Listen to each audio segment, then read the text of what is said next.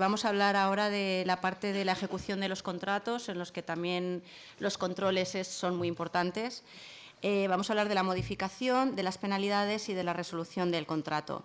Para dar la ponencia tenemos a Diego Pérez, yo creo que ya lo conocéis porque ha venido, afortunadamente lo tenemos siempre disponible cuando le pedimos que asista, porque la verdad es que nos encanta cómo lo explica. Diego es director de la División Jurídica Institucional de la Autoridad Independiente de Responsabilidad Fiscal, es abogado del Estado y tiene muchísima experiencia en tema de contratación, por tanto, le cedo la palabra. Muchísimas gracias, Diego, como siempre.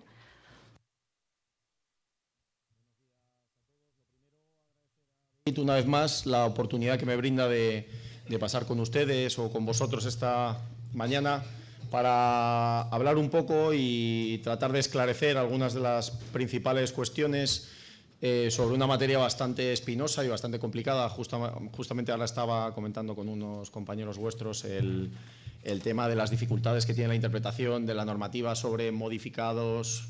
Vamos a ver esta mañana también las penalidades y las principales incidencias o aspectos relativos a la resolución de los contratos. Como el título de la ponencia se refería a las nuevas oportunidades o a las principales novedades, creo que efectivamente en el dibujito que veis a los típicos señores de la prehistoria que llevan un carro que lleva unas ruedas bastante peculiares, no son realmente unas ruedas redondas, y alguien les dice: oiga, miren, ¿quieren ustedes unas ruedas? ¿Quieren que empiece a funcionar mejor el carro? ¿Quiere que empecemos a progresar? ¿Quiere aprovechar las novedades, las oportunidades? Y se les ve a estos señores que están muy ocupados diciendo: no hace falta, seguimos a lo nuestro. ¿Qué es lo que pretendo trasladaros con esto? Pues básicamente la idea es que tenemos que aprovechar las oportunidades, la nueva normativa, hay que estudiarla, hay que conocerla y hay que evidentemente aplicarla, no solo por el mero principio de cumplimiento de la legalidad, sino también porque hay aspectos que creo que son aprovechables, mejorables desde el punto de vista de la gestión, y eso es lo que nos debe llevar a un estudio y a un examen de la normativa para, además de cumplirla, aprovecharla, no limitarnos exclusivamente al cumplimiento.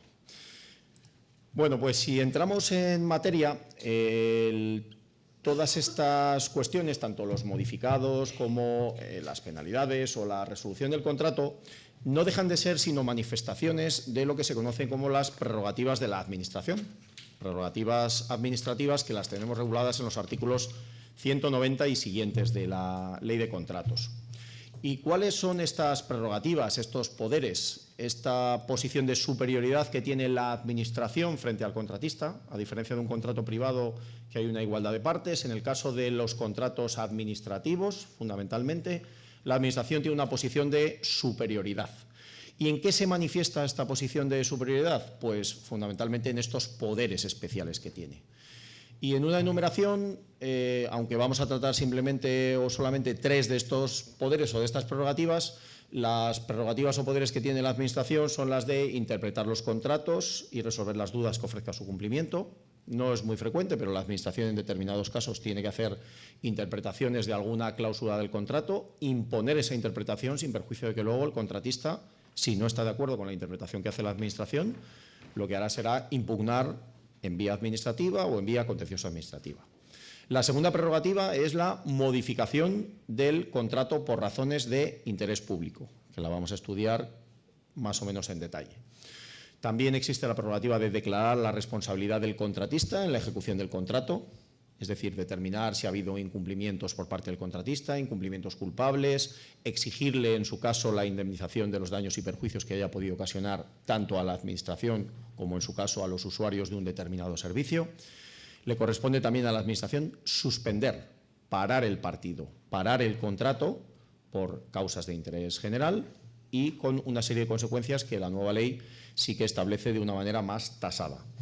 Y por último también le corresponde la resolución del contrato, que veremos esta mañana, que es la medida más drástica, que supone básicamente la finalización de la relación contractual. Muchas veces oímos en la calle: vamos a rescindir el contrato. Bueno, eso de la rescisión es, efectivamente, en el Código Civil se habla de rescisión de los contratos en determinados supuestos, pero en el ámbito administrativo se habla de la resolución del contrato, la forma de finalizar el contrato es o acabar bien o acabar mal, acaba bien con el cumplimiento, acaba mal con la resolución del contrato. Y por último, también existe una facultad que es la de inspeccionar, controlar, vigilar las actividades del empresario justamente en el ámbito de las actuaciones a que se refiere el objeto del contrato.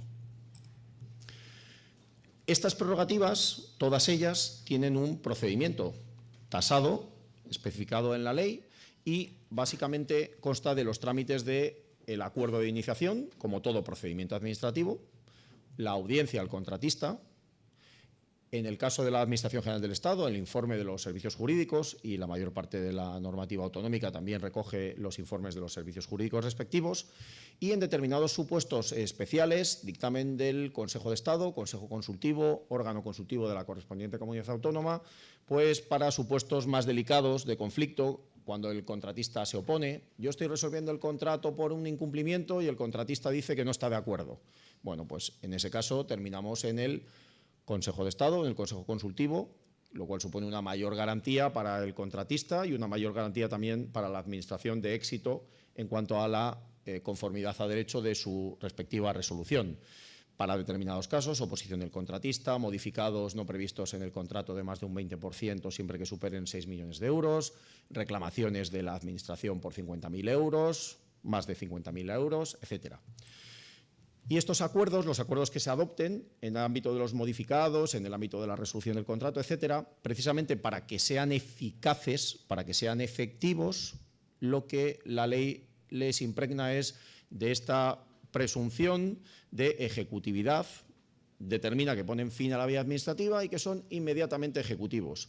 Me da igual que el órgano que haya dictado este acto sea un órgano que tenga superiores jerárquicos, etcétera. Por el mero hecho de la interpretación y de la previsión expresa de la ley, los actos que hayan sido dictados por los órganos competentes como órgano de contratación ejerciendo estas prerrogativas automáticamente ponen fin a la vía administrativa y son inmediatamente ejecutivos. Bien, recordáis en la ley, en las leyes 39, 2015 y 40 que te habla de que ponen fin a la vía administrativa pues los actos de los órganos que no tienen superior jerárquico, etcétera, y hay el último apartado. Dice, los demás actos cuando una ley, una norma así lo prevea. Bueno, pues estos son casos donde la interpretación, la resolución, etcétera, todos estos actos automáticamente ponen fin a la vía administrativa y se pueden poner en marcha y ejecutar de manera inmediata, salvo evidentemente que una medida cautelar solicitada y obtenida ante un órgano jurisdiccional de lo contencioso administrativo pare la actuación de la Administración. Digo una cosa, Sí. en relación con el procedimiento, cuando hablas de procedimiento, es un procedimiento, por tanto, debe ser electrónico siempre. En principio, toda la tramitación, bueno, ya sabéis, os recordáis que justo a finales del verano pasado nos desayunamos con esta disposición adicional en un decreto ley que decía que todo el tema de la administración electrónica, tema de registros, etcétera, pues se posponía hasta el año 2020, etcétera. Sin embargo, desde mi punto de vista, todos los procedimientos en el ámbito de la contratación y de las licitaciones entiendo que deben ser electrónicos. Es cierto que se habla en la disposición adicional 15 de las licitaciones, etcétera. Desde mi punto de vista, yo creo que precisamente el espíritu del legislador, al menos en el ámbito de la contratación, es que tanto la licitación como el resto de los procedimientos preferiblemente deberían ser electrónicos. Y confieso que en algunos casos, pues ni siquiera en mi caso, yo entiendo que deberían ser electrónicos, pero yo confieso que en alguna ocasión, pues, si he tenido que hacer un modificado de un contrato menor, etcétera, que he hecho una nota de encargo, que a veces no lo he tramitado a través de la plataforma, pues yo confieso que en algunos casos no los he tramitado, pero mi idea, yo creo, en la línea de lo que trata de establecer el legislador en cuanto a la contratación electrónica, no tiene mucho sentido que solamente haga la licitación electrónica, luego quede perfectamente reflejado y que cualquier incidencia ulterior no quede reflejada de la misma manera e incluida y con la constancia y la trazabilidad derivada del procedimiento electrónico. Es que ahora hay una propuesta de trabajo de nuevas medidas de la Unión Europea que hablan de que se tiene que extender toda la... que sea todo, desde el momento de la preparación hasta la extinción del contrato electrónico. Lo que ocurre es que la plataforma no está habilitada. No está habilitada para ello. Porque, sí. por ejemplo, una prórroga, sí, la puedes publicar, pero no puedes si necesitas recoger que no puedes recogerla. Entonces, por eso te preguntaba, ¿no?, hasta qué punto ¿Es obligatorio o no? Claro, en realidad la disposición adicional 15 lo que nos dice, 15ª, habla de la presentación de ofertas y solicitudes de participación que se llevará a cabo utilizando medios electrónicos. Se está refiriendo específicamente a lo que es la licitación, ¿vale? Cierto es que con carácter general, por aplicación de la normativa de la Ley 39 y 40, estos procedimientos son procedimientos administrativos, con lo cual al final no deja de ser un procedimiento más. Cierto es que la propia plataforma muchas veces no ayuda, porque de hecho hasta incluso los encargos a medios propios, pues la pestaña no la tiene claramente reflejada, cuando la propia ley nos obliga a incluirlos en la plataforma de contratación. Es decir, que incluso hay determinados desajustes.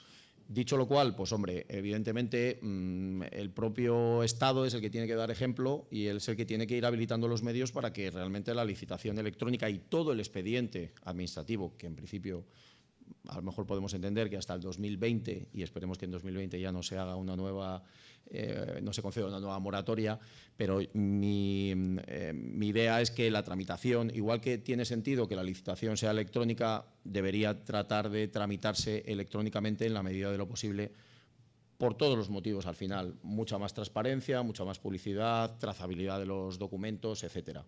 Sí que es verdad que con la ley en la mano, pues parece que hay que publicar el modificado, pero hay que publicar la parte final del modificado, solamente la resolución de la modificación contractual, por ejemplo. O hay que publicar el acuerdo de encomienda, pero no el resto de los elementos. El hecho de que haya que publicarlo tampoco quiere decir que no haya que tramitarlo electrónicamente. No parece tener mucho sentido no hacerlo electrónicamente en la medida de lo posible y luego, sin embargo, el resultado final sí que hacerlo público al final y hacerlo, digamos, de cara a publicitarlo, hacerlo de forma electrónica. Pero bueno, yo reconozco que a la Administración tampoco, cuando el propio legislador ha ido dando patada para adelante, muchas veces por la realidad que se ha impuesto, que es que no se ha dotado de suficientes medios a las administraciones para tramitar electrónicamente los expedientes, pues hombre, difícilmente tampoco se le puede poner el foco sobre la administración con un nivel de exigencia de cumplimiento de la tramitación electrónica si no se ha dotado de los suficientes medios, y más cuando la moda parece ser, y el verano pasado lo vimos, que es posponer la tramitación electrónica, etcétera, pero solamente en el ámbito de las leyes de procedimiento hasta el año, me parece que es 2020, por eso. Pero bueno, el otro día estaba con una persona del Ministerio que lo estaba comentando y dice, pues no descarto que tengamos que posponer, porque me comentaba la obligación de transformarse de los organismos públicos, de agencias a organismos autónomos, entidades públicas empresariales, que también vence ahora el plazo. Dice, no descarto que también se establezca otra nueva moratoria, es decir, las transitorias de las leyes 39 y 40 de 2015, alargarlas más ante la realidad de que se están incumpliendo. Entonces, para evitar ese incumplimiento, prórroga para adelante. Pero bueno, no sé, esperemos que ya que promulgamos leyes nos lo creamos y las llevemos a término, efectivamente. Bueno, en relación con los modificados, ¿de dónde vienen los modificados y esta nueva regulación que tenemos? Bueno, pues la regulación, como casi todo en materia de contratación, tenemos su origen en las directivas en materia de contratación, en concreto en la Directiva 2014/24 sobre contratos públicos. Pero tengamos en cuenta una cosa que es curiosa, que la directiva es incluso más, permitiría unos modificados más amplios de los que nosotros hemos establecido a través de la legislación española. La directiva, digamos, es más laxa en materia de modificaciones, pero nuestro legislador, yo creo que consciente de la idiosincrasia, de los problemas que hemos tenido en España con los modificados y de 2 o 3 disgustos que nos ha dado la Comisión Europea, creo que ha tomado la decisión de ser más restrictivo, en previsión de que tal vez de esta manera se podrían evitar algunos abusos. Y sí que es importante saber que estas modificaciones, aunque hemos hablado de que son prerrogativas de la Administración, esto de los modificados no solamente se aplica a las administraciones públicas, a los efectos del artículo 3 de la ley, sino también a los poderes adjudicadores que no son administración pública. Con lo cual, hay una extensión de esta parte que tradicionalmente en la materia de modificados se aplicaba a administraciones públicas, pues también los PANAPs, los poderes adjudicadores no administraciones públicas, están sometidos a las previsiones de los modificados. ¿Con qué objeto? Con el objeto de meter en el redil a más entidades públicas y tratar de aquilatar y establecer bien los límites de los modificados. ¿Cuándo podemos modificar un contrato? Sabemos cuándo queremos modificarlo, pero ahora tenemos que saber cuándo podemos modificar un contrato. Bien, pues, me he pasado. Básicamente, los requisitos son requisitos que luego veremos con conceptos jurídicos indeterminados, muy etéreos y que requieren siempre pluma en el expediente y requieren justificación en el expediente. ¿Cuáles son esos requisitos? Razones de interés público, en los casos, en la forma y con el procedimiento establecido por la ley, y es importante que no se altere la naturaleza inicial del objeto del contrato. Si yo estoy celebrando o he celebrado o he adjudicado un contrato de concesión de servicios, no puedo establecer una modificación que haga que esa concesión de servicios, resulta que cambio la forma de retribución del contratista, me quito de en medio el riesgo operacional y resulta que convierto lo que era una concesión de servicios en un contrato de servicios. O he contratado un contrato de servicios y de repente obligo al prestador de los servicios a suministrarme determinados bienes. Y he cambiado completamente el contrato. En lugar de ser de servicios, lo convierto en un contrato de suministro o en un contrato mixto. Es decir, no podemos alterar la naturaleza inicial del objeto del contrato. Es decir, si estamos jugando a servicios, estamos jugando a servicios. Si estamos jugando a un tipo de servicio, no podemos decir, hago un contrato de servicios de limpieza y resulta que modifico el contrato y establezco, además de la limpieza, conserjería o mantenimiento del edificio. No, estaríamos alterando la naturaleza y alterando el verdadero objeto y la esencia del contrato. No podemos hacer un modificado que desnaturalice el contrato. Ese es digamos, la pretensión primera o el enfoque más general. ¿Y por qué se establecen estos límites? ¿De dónde viene esta obsesión? Ojo, del legislador comunitario, porque hasta el 2014 los modificados no estaban regulados en las directivas, pero ya el legislador comunitario ha decidido incorporarlo en las directivas. ¿Por qué el legislador comunitario lo introduce en las directivas y por qué el legislador español es más cicatero, si me permite, es más cicatero en cuanto a los límites? Pues muy sencillo. Básicamente, ¿por qué? Porque una licitación se basa en publicidad y en concurrencia. Es decir, en conocer las reglas del juego cuando se va a adjudicar el contrato. Si estamos jugando al fútbol, estamos jugando al fútbol. No se puede tocar el balón con la mano. Si resulta que a medio partido decimos, ahora se puede tocar el balón con la mano, oiga, haberme usted avisado al principio, porque entonces entreno de otra manera, me presento de otra manera, en otras condiciones, ¿vale? ¿Por qué? Pues porque si tenemos unas limitaciones presupuestarias, no podemos engordar el contrato y cargarnos los principios de estabilidad presupuestaria. ¿Por qué? Pues porque fundamentalmente, ¿qué queremos evitar también? Prácticas corruptas, que nos lleven a que hemos adjudicado a quien nosotros queríamos, no entro en los motivos, y podemos alimentar un poquito más a esa empresa vía modificado de los contratos. Por eso se establecen unos límites y por eso se establecen unas restricciones, para que las reglas del juego, para que la publicidad y para la concurrencia sean efectivas desde el minuto cero. Esa es un poco la idea. Y dentro de los modificados hay varios tipos, que veía precisamente con unas compañeras vuestras a la entrada. Están las modificaciones, pueden ser previstas y las no previstas en los pliegos y en la documentación objeto de la licitación. Vaya por delante que, desde mi punto de vista, hay una diferencia esencial entre las modificaciones previstas en los pliegos y en los documentos y las no previstas. Vamos a ver. Las previstas, estamos diciendo que las reglas del juego las tenemos que conocer desde el principio. Si yo en los pliegos he descrito, he dicho cómo se va a hacer la modificación, cuál va a ser su importe máximo, en qué condiciones se va a hacer la modificación, cuál va a ser el procedimiento, etcétera, no estoy engañando a nadie. Todo el mundo ha podido leer el pliego o los documentos de la licitación y conocerlo. Por lo tanto, la modificación que yo haga porque está prevista no es sorpresiva. A nadie va a llamarle la atención. No estoy alterando para nada ni la publicidad ni la concurrencia, porque todo el mundo lo sabe, estaba aquí escrito. Ahora, ¿cómo se va a modificar? Luego ya veremos si se implementa adecuadamente esa modificación de lo que estaba escrito. Pero a nadie es sorprendido. Con lo cual, en principio el legislador dice, lo previsto, pues siempre que se cumplan las condiciones, pues está previsto y lo puede ejecutar. Otra cosa es lo no previsto. De hecho, el propio legislador dice, excepcionalmente puedo irme a los modificados no previstos, pero es artículo 203. Nos dice, excepcionalmente me puedo ir a la otra parte. Es decir, regla general, ser cautos en la interpretación de los modificados. La última vez que estuve aquí decía que hay dos tipos de gafas para leer esta ley en estos artículos.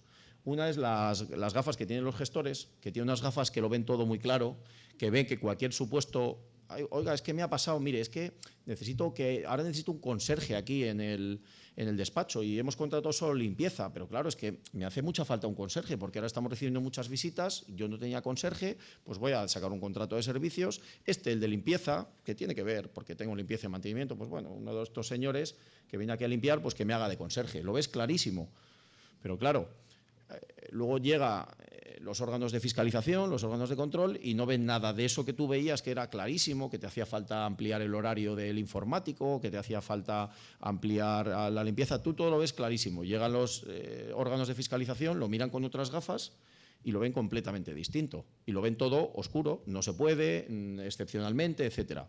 Entonces, ese dilema lo vamos a tener siempre. ¿Por qué? Porque esta es una norma, primero, desde el punto de vista general, que abarca supuestos con conceptos como interés general, circunstancias imprevisibles, y eso no está descrito cuándo son imprevisibles, cuándo son previsibles. Esto ya la previsibilidad, cada uno de los que estamos aquí, ¿es previsible que llueva en agosto? Pues no. ¿Es imposible? Pues tampoco. Pues estamos en este terreno pantanoso. Entonces, yo sí que creo que en los expedientes, cuando hacemos un modificado, tenemos que, sobre todo, como me decían una vez a mí, tinta de calamar, que todo quede escrito. O sea, que la justificación, por lo menos, tú tengas, y es mi experiencia, cuando he tenido algún procedimiento de fiscalización, de control, yo por lo menos intento ser coherente, que las cosas que hagas estén por escrito y sean coherentes. Luego ya sean interpretables, pero que no nos pillen en un renuncio. Entonces, dentro de los modificados que aparecen recogidos por la ley están primero las modificaciones previstas. Bien. Entonces la ley me dice, bueno, se pueden hacer modificaciones siempre que usted lo prevea y las haya establecido de forma clara, precisa, inequívoca, etcétera. Pues mire, a mí me ha ocurrido, mi plantilla está en crecimiento del organismo donde trabajo ahora, entonces yo sé que es previsible que dentro de unos meses me vengan unas cuantas personas, yo tengo un contrato de clases de inglés, por ejemplo, y entonces preveo, o de terminales telefónicos, entrega de terminales telefónicos Entonces yo preveo que por incremento de personal se pueden incrementar el número de clases que me hacen falta o el número de terminales telefónicos que necesito, y lo pongo claramente. En caso de que se produzca una ampliación de mi plantilla de la relación de puestos de trabajo, podré incrementar el número de líneas que me hagan falta en función del personal, o podré incrementar el número de clases de inglés en función del personal, etcétera. Está descrito de forma clara, precisa, inequívoca, no cabe duda. Si se aumenta el personal, puedo tener más líneas de teléfono o puedo tener más clases o más licencias Office 365 o lo que sea. Lo he previsto en el pliego. ¿Qué limitaciones establece la ley? Y esta es nueva. La ley me dice, como máximo, las modificaciones previstas no pueden exceder del 20% del precio inicial del contrato. Bueno, pues aquí hay que comentar dos cosas. Primero, he leído por ahí en algunos artículos que se interpreta que este 20% es por cada modificado. Es decir, que yo puedo hacer un modificado y prever en el pliego un modificado del 20 por incremento de personal, otro modificado del 20 por una necesidad que puedo tener, otro modificado del 20, es decir, que podríamos redecorar el contrato y prever modificados, uno del 20, otro del 18, otro del 35, no, del 35 no. O sea, uno a uno, un modificado del 20, otro del 18, otro del 12, otro del 15, otro del... y tenerlo todo previsto, ¿vale? Yo lo he leído, en algunos. Mi impresión, yo no estoy de acuerdo. Yo creo que el modificado es el máximo de todas las modificaciones previstas, de lo que yo leo en la ley, es el 20%. De otra manera, yo creo que se estaría desnaturalizando el contrato entero. Y de hecho, si vemos la normativa anterior no ponía límites del 20%, no decía ni pío. O sea, que tú podías hacer ese modificado del 300%. Porque podías decir, bueno, y si... Pero claro, es que estamos licitando algo. No podemos licitar un huevo de gallina y terminar siendo un corral porque esto es previsible que sea. Yo creo que tenemos que tener claro lo que estamos licitando. Y luego las modificaciones, desde mi punto de vista, y eso es un criterio también restrictivo, yo como leo el artículo 204, creo que es, yo creo que es en total, entre todas las modificaciones, yo creo que es un máximo de un 20%. Pero, sin embargo, la directiva no dice eso. No dice eso. No dice eso, no pone límite. La directiva no dice nada. Y luego en el 205 sí que acota y dice que el 50% aislada o conjuntamente de todas las modificaciones. Entonces, esa es la duda que se plantea. Si la directiva lo permite, y si aquí cuando quieres acotar, acotas en el 205 cuando no está previsto. Ahora, la duda es, cuando estableces el valor estimado, tienes que establecer el 20, el 12, el 18 y el 20 y el 19 en cada una. Ese es el tema. Pero aparte, esa es la segunda parte. Lo que pasa es que yo, como lo leo, es los contratos podrán modificarse durante su vigencia hasta un máximo del 20% del precio inicial. Los contratos podrán modificarse durante su vigencia hasta un máximo del 20%. Los contratos podrán modificarse, no cada modificado. O sea, pero bueno, esto, bueno, por supuesto interpretable. Yo ahí soy más conservador y más restrictivo y yo creo que sí, podrán modificar hasta el máximo del 20, creo que es todos, pero lo que dice Beatriz es cierto, la directiva es mucho más laxa, etcétera. Pero no queda aquí la cosa, porque ahora seguimos jugando con las palabras. Hasta un máximo del 20% del precio inicial del contrato. El legislador es curioso porque si leemos el preámbulo de la ley, tradicionalmente en la antigua ley se hablaba de un montón de cosas, de importe de adjudicación, de precio, de presupuesto, de valor estimado, de precio inicial, de precio global, de un montón de cosas. Y el legislador se despacha en la exposición de motivos o en el preámbulo diciendo: he tratado de unificar todos los conceptos y ya está todo mucho más claro. Y como regla general, dice el legislador, casi todo lo reconduzco al concepto valor estimado, ¿vale? Y eso es verdad, media ley. Toda la parte de la adjudicación y la preparación. Ahora, si leemos estos artículos de los modificados, ya empezamos a jugar. Precio inicial. En otro sitio está puesto precio global. En otro, presupuesto inicial. Ya no sabemos lo que es. Vale. Entonces, aquí nos habla del precio, el 20% del precio inicial. Bien. Desde mi punto de vista, no sé, Beatriz, cómo lo veis vosotros, desde mi punto de vista, el precio inicial del contrato es el importe de adjudicación sin otros modificados, ¿vale? Dicho lo cual, bueno, hay varios informes de juntas consultivas que te dicen que ese precio inicial es el importe de adjudicación, ¿vale? El importe de adjudicación. El contrato era de 100, se adjudican 90, entonces el 20% es de 90. Pero fijaos la contradicción. Cuando yo he fijado el valor estimado del contrato, en el artículo 101, yo no sé cuál es el precio de adjudicación, ¿verdad? Y entonces, sin embargo, he dicho que esto será como máximo de un 20%. ¿Y de qué lo he puesto? ¿Ese 20% de qué era? Cuando yo he fijado el valor estimado. Vale que era estimado, vale que era los efectos de licitar, etcétera. Pero yo ese 20%, ¿sobre qué lo he calculado? Pues sobre el presupuesto base de licitación. Con lo cual ya estamos con la primera historia. Yo he puesto una cosa del valor estimado y resulta que luego, cuando me toca hacer el modificado previsto, parece que es el 20% del precio inicial del contrato. Voy a llevarlo al absurdo, ¿vale? Pero imaginémonos que el presupuesto base de licitación es 100 y se adjudica el contrato en 10, ¿vale? Diréis alguno, bueno, baja temeraria. Bueno, imaginémonos que lo adjudicamos en 10. ¿Tiene algo que ver poder modificar un 20% de 100, que son 20 unidades, a un 20% de 10, que son 10 unidades? O sea, no parece. Pero sí que es verdad que si son modificaciones previstas, parece que tiene más sentido que este precio inicial se considere importe de adjudicación, porque que al final es el precio real del contrato. Puedes incrementar el 20% del precio real, del último precio del contrato.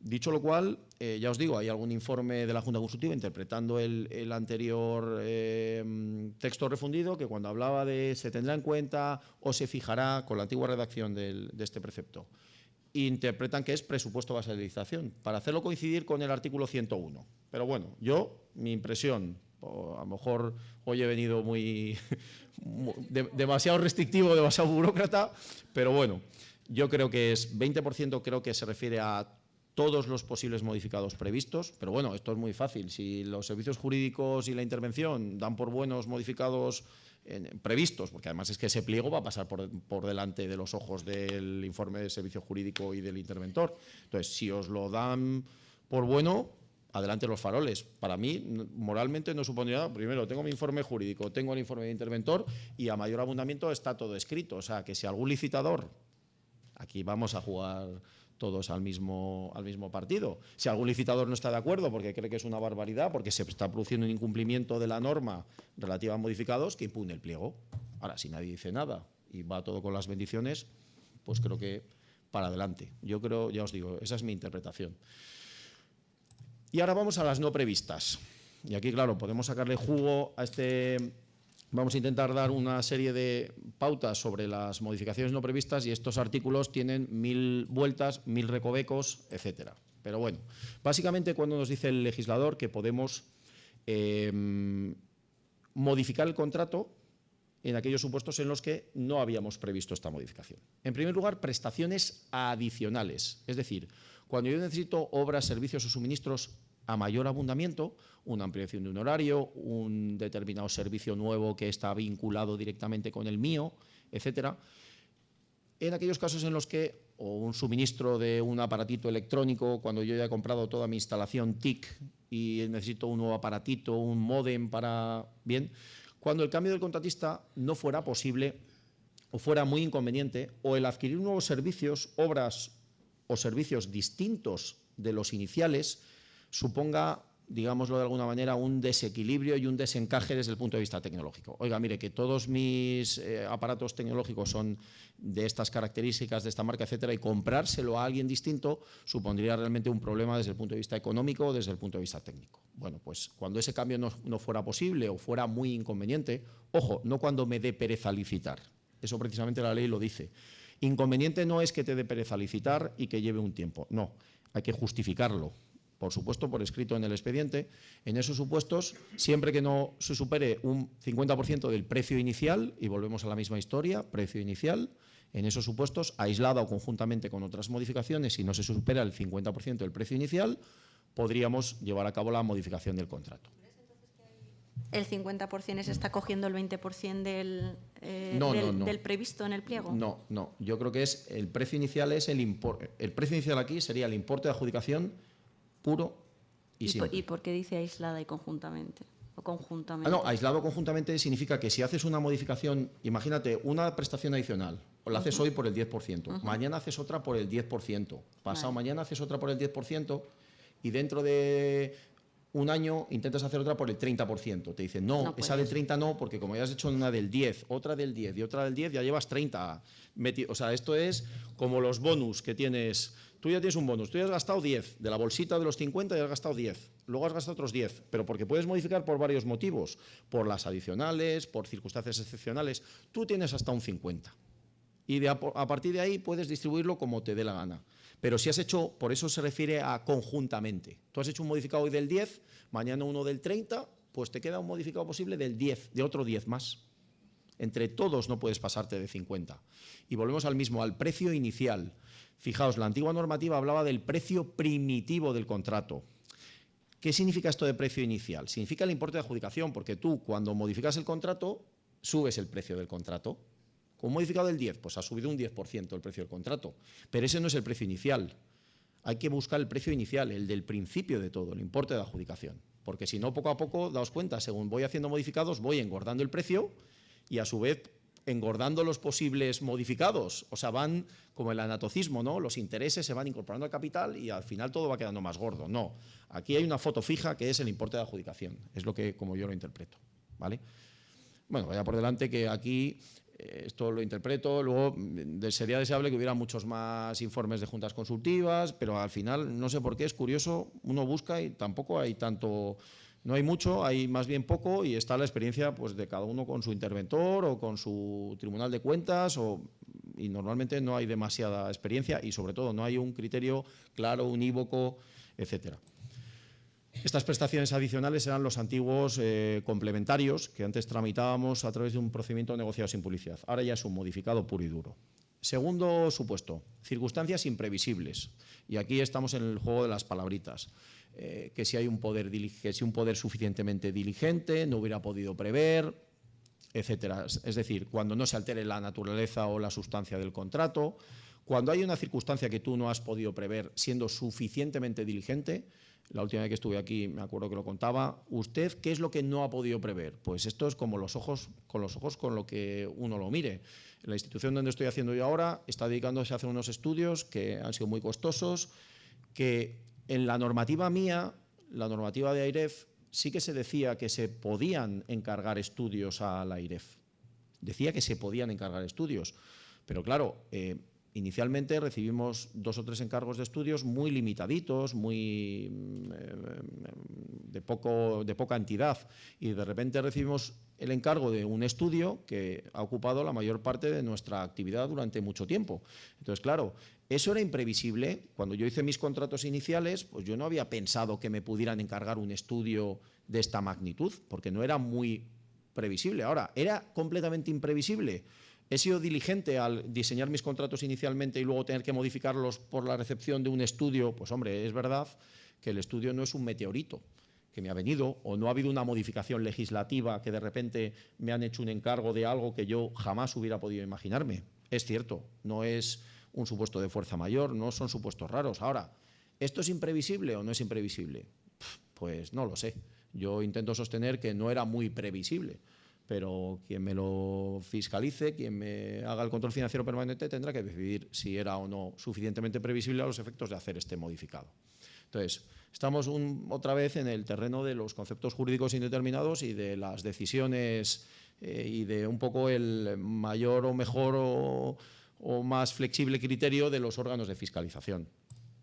Y el último supuesto te dice, también se puede modificar, aunque no lo hayas previsto, pues cuando tú hagas una modificación que se considere no sustancial. Y ese precepto no tiene desperdicio, porque ahí empiezas a ver, empiezas a tachar. Alguna vez he visto en Internet, están las típicas, estas infografías que te van diciendo, pues tienes que ir descartando los supuestos. Pues primero, no lo has previsto. Sí, en ese caso, vaya usted aquí.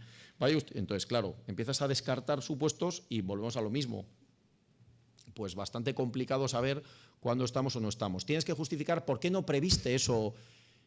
O sea, tienes que justificar por qué no previste esa modificación o por qué no configuraste el contrato de esa manera y ahora sí que te hace falta. Entonces, claro, lo que es escribir es bastante curioso. Claro, te dice modificaciones no previstas. Dices, en este caso tienes que justificar especialmente la necesidad de esta modificación, indicando las razones por las que estas prestaciones no se incluyeron en el contrato inicial. ¿Por qué no incluiste esta prestación en el contrato inicial? Pues muchas veces no sabes bien cómo escribirlo. Pero bueno, es importante que estas modificaciones, en cualquier caso, no supongan un cambio de la naturaleza del contrato.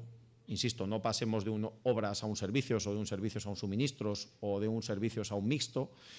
Es importante que, y eso es un requisito yo creo el que todos vamos a mirar, a ver si nos vamos a pasar del 15% en obras o del 10% del precio inicial en servicios. ¿Nos pasamos? Olvidémonos de este tipo de modificado. Al final somos todos prácticos. Vamos a intentar encajar el modificado o en el de circunstancias imprevisibles o en el de prestaciones adicionales. Y esto es la realidad de nuestra vida. Al final intentamos buscar encaje porque evidentemente la necesidad de modificar el contrato nos ha surgido y tenemos que intentar encajarlo en alguno de los supuestos.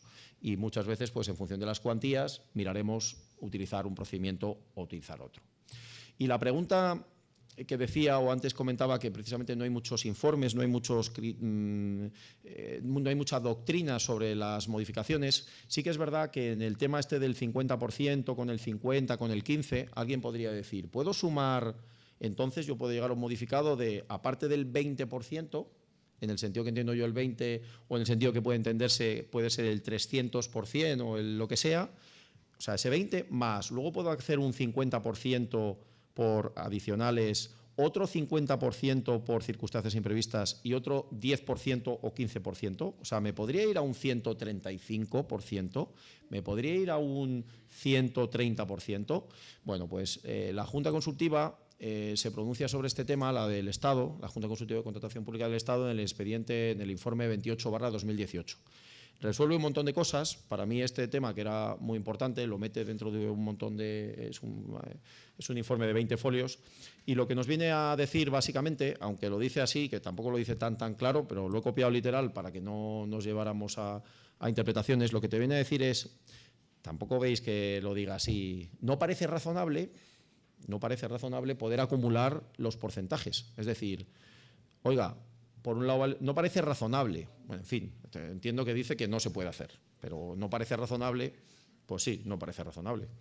Pero bueno, entonces lo que viene a decir básicamente es que precisamente lo que comentaba Beatriz, eso del 50% aislada o conjuntamente con otras modificaciones previstas en este artículo, etcétera, te viene a decir, mire, vaya usted al 50% por toda, usted tiene una bolsita del 50% y usted la va a gastar en los modificados que usted quiera.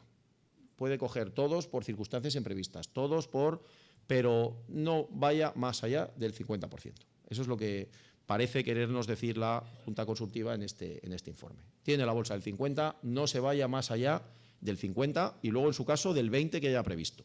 Lo del 20 esto lo estoy diciendo yo porque no lo ha dicho la Junta Consultiva, ¿vale? Pero la idea es esa. Ese 50% es para todo tipo de modificados no previstos. Y luego, por parte, fuera estaría el 20%. Luego, si entramos a analizar minuciosamente los requisitos de las modificaciones sustanciales y no sustanciales, hay varias incongruencias y hay cosas que realmente rechinan y no están, desde mi punto de vista, yo hay algunos aspectos que no entiendo muy bien y que no los veo muy claros. Entonces, claro, ¿a qué jugamos? A mirar la directiva, a ver qué me dice la directiva. Y hay veces que la directiva no, porque son precisamente las incongruencias muchas veces vienen de la cosecha del legislador español. Cuando ha metido algo nuevo es cuando ya dices, pues ya no sabemos cómo encaja. Entonces, esta es la normativa que tenemos de modificados y esta es la que tenemos que aplicar como buenamente podamos. Pero seguimos. Como especialidades, las modificaciones que no están previstas son obligatorias para el contratista siempre que no excedan del 20% del precio inicial. Es decir, un modificado previsto es obligatorio, el previsto es obligatorio porque ya estaba escrito. Usted ya lo sabía, no me alegue que hay ningún tipo de imprevisibilidad ni he sido sorpresivo. Pero el que no estaba previsto, si no excede el 20%, usted está obligado a hacerlo. ¿Bien? ¿Por qué? Pues básicamente porque esa es mi prerrogativa, ese es mi poder. Imponerle a usted un modificado no previsto de más del 20%. Si excede del 20%, tengo que tener su consentimiento. Y si no, a lo mejor nos vamos a resolución. Pero por debajo del 20%, yo le puedo obligar al contratista a modificar el contrato. Hombre, él en fase de alegaciones de audiencia nos puede un poco, digamos, molestar si dice, oiga, pero es que ese modificado no responde a circunstancias imprevisibles. O sea, él puede jugar a hacernos la guerra sucia. Normalmente no le interesará porque a los contratistas normalmente les interesa que el contrato se modifique. Normalmente, aunque no necesariamente. Pero esa modificación sería obligatoria. Los modificados deben formalizarse. Es decir, ponerse por escrito y, lo más importante, publicarse en el perfil y, si son contratos sujetos a regulación armonizada, publicarse en el DOUE. ¿Para qué es esto? Ahora lo veremos. Para el tema de la posibilidad de que se interponga el recurso especial. ¿Es posible un recurso especial contra un modificado? Esa es una de las novedades y yo creo que eso es de los más interesantes. No sé si alguno de ustedes ha visto ya algún recurso, yo siempre lo pregunto, contra algún modificado. No, yo tampoco. Tengo curiosidad por ver un poco cómo se pronuncia el Tribunal de Recursos el Tribunal de Recursos Contractuales al que le toque. De encargos sí que lo he visto, sí, de encargos a Traxa además le dieron un buen palo. Sí, de un tema de Valencia además era. Sí, lo estuve viendo, sí, en fin. De Traxa sí que lo vi además un buen, aparte yo creo que está con toda la razón, porque era, en fin, se había ido un poquito la mano en el encargo, pero de encargo sí que lo había visto efectivamente este de Traxa, que yo creo que es bastante contundente y la resolución está bastante bien fundada, pero no de modificados. Y ahí se plantean 1000 dudas de los modificados. ¿Quién puede recurrir contra ese modificado? Por supuesto los licitadores, pero ¿y quien no fue licitador puede recurrir? ¿Qué legitimación se tiene? Hay muchas dudas sobre ese tipo de recursos que podrá interponerse contra un modificado cuando se considere que realmente estamos ante un nuevo contrato y que se ha dado vía modificado un contrato que realmente tenía que haberse licitado por fuera. Entonces, ¿quién tiene legitimación? ¿Cómo se puede hacer? Una cosa que me pasó el otro día, que supongo que lo habréis visto, sabemos en el procedimiento abierto súper simplificado, el del 159.6, que nos dice que no es precisa la formalización del contrato. Yo sí que lo estoy haciendo, yo hago la adjudicación, se la envío al contratista, me la firma y ya damos por formalizado el contrato, ¿vale? Pero me pasó el otro día que tuve que modificar un contrato que había adjudicado a través de un procedimiento abierto súper simplificado, claro, ¿y cuál fue mi sorpresa? Claro, empecé a tramitarlo tal y luego dije, ahí va, ahora hay que formalizarlo. Entonces era gracioso porque tengo El acuerdo de adjudicación no lo tengo formalizado porque me he acogido a la excepción de la ley que me dice que puedo hacer lo que quiera, ¿eh? Puedo formalizarlo como siempre o que me firme la adjudicación y ya con eso es suficiente. Sin embargo, el modificado, que lo tramité, le di audiencia, informe del servicio jurídico, etcétera, etcétera, y ahora cuando me llega la formalización digo, ahí va. O sea, en fin, por no calentarme mucho la cabeza, dije, pues le dije, vamos a preparar una especie de documento de formalización y lo vamos a formalizar. Pero no tiene mucho sentido, o sea, porque no he formalizado el contrato principal, sin embargo, el modificado, siendo literales, tengo que formalizarlo con el modelillo de la formalización. Bueno, como lo decía simplemente como curiosidad. Tampoco creo que hubiera pasado nada por incluir en el expediente la resolución del modificado diciendo pues, que se ha modificado y que está de acuerdo el contratista en el mismo sentido. Pero bueno, simplemente por curiosidad. Entonces, ¿posibilidad de recurso especial? Sí. Y en esos supuestos, no sé yo si que a lo mejor la próxima vez que nos vemos alguno me dice, pues ya he visto un recurso contra un modificado. Bueno, seguro que cuando alguien lo vea será una cosa interesante y novedosa. Pero esto es regulación general de los modificados. Todo lo que hemos visto hasta ahora es para todo tipo de contratos. Pero luego, en determinados contratos, también tienen sus reglas especiales de modificados. Todo esto para facilitar las cosas. Y entonces tenemos, por ejemplo, en el caso de obras, el artículo 242 me dice que no son modificados, en el fondo me está diciendo, no hace falta que tramites esto como un modificado, no hace falta la audiencia, el informe, etcétera, etcétera, sino que tira para adelante con ello. ¿En qué casos? Estos los teníamos antes, los excesos de medición en obra. Ese 10% adicional cuando se han ejecutado más unidades de obra, etcétera, eso lo teníamos antes también y me dice, esto no es un modificado. Usted ya en la liquidación ya incluye hasta un 10%, no hace falta que tramite el modificado. Y esto es nuevo, en determinados casos, la introducción de precios nuevos, siempre y cuando no afecten o no supongan un incremento del precio global del contrato, ya empezamos a jugar, precio global, y no superen el 3% del presupuesto primitivo del contrato. O sea, presupuesto primitivo del contrato, ya empezamos. Y esto es nuevo, o sea, que el legislador tenía que haber afinado más. Pues no sé, o sea, precio global yo creo que es el importe del contrato, el importe de adjudicación, pero el presupuesto primitivo, con ese nombre, presupuesto parece que estamos tirando al presupuesto, base de licitación. Pues otra de las dudas que tenemos. Presupuesto primitivo. Creo que esta es la única expresión, cuando se usa presupuesto primitivo, creo que solo lo usa aquí. O sea, presupuesto primitivo del contrato. Bueno, pues una regla especial que tenemos y a ver cómo se interpreta. Y también en el caso de los suministros y de los servicios se establecen unas reglas curiosas en los artículos 301 y 309 y en la disposición adicional 33, que se refiere a aquellos casos en los que, y no es tampoco muy sencilla la lectura, el 301 y el 309 parecen iguales, pero os exhorto a que lo leáis porque no son idénticos. Uno es para suministros y otro es para servicios. Y luego la disposición adicional 33 también, que parece que habla de lo mismo, pero no encaja muy bien esos tres, bueno, el 301 y el 309, cada uno en su ámbito, contratos de servicios y de suministros, y luego la disposición adicional 33. Se refiere en general, lo digo, luego hay que ver los matices, pero aquellos casos en los que hay un contrato donde hay precios unitarios por unidades, pues voy a comprar o voy a hacer informes sobre expropiaciones forzosas. Pues una serie de informes a un precio unitario por cada informe que se haga, X. O voy a comprar suministros de toners informáticos. Por cada tóner que necesite, X precio unitario. Y yo al principio del contrato lo único que establezco es un presupuesto máximo. Porque no voy a necesitar, no quiero comprar 300 toners el mismo día. Quiero ir viendo y progresivamente ir comprándolo. Pero yo establezco un presupuesto máximo. O retransmisiones de streaming, pues establezco como máximo este importe y por precio unitario.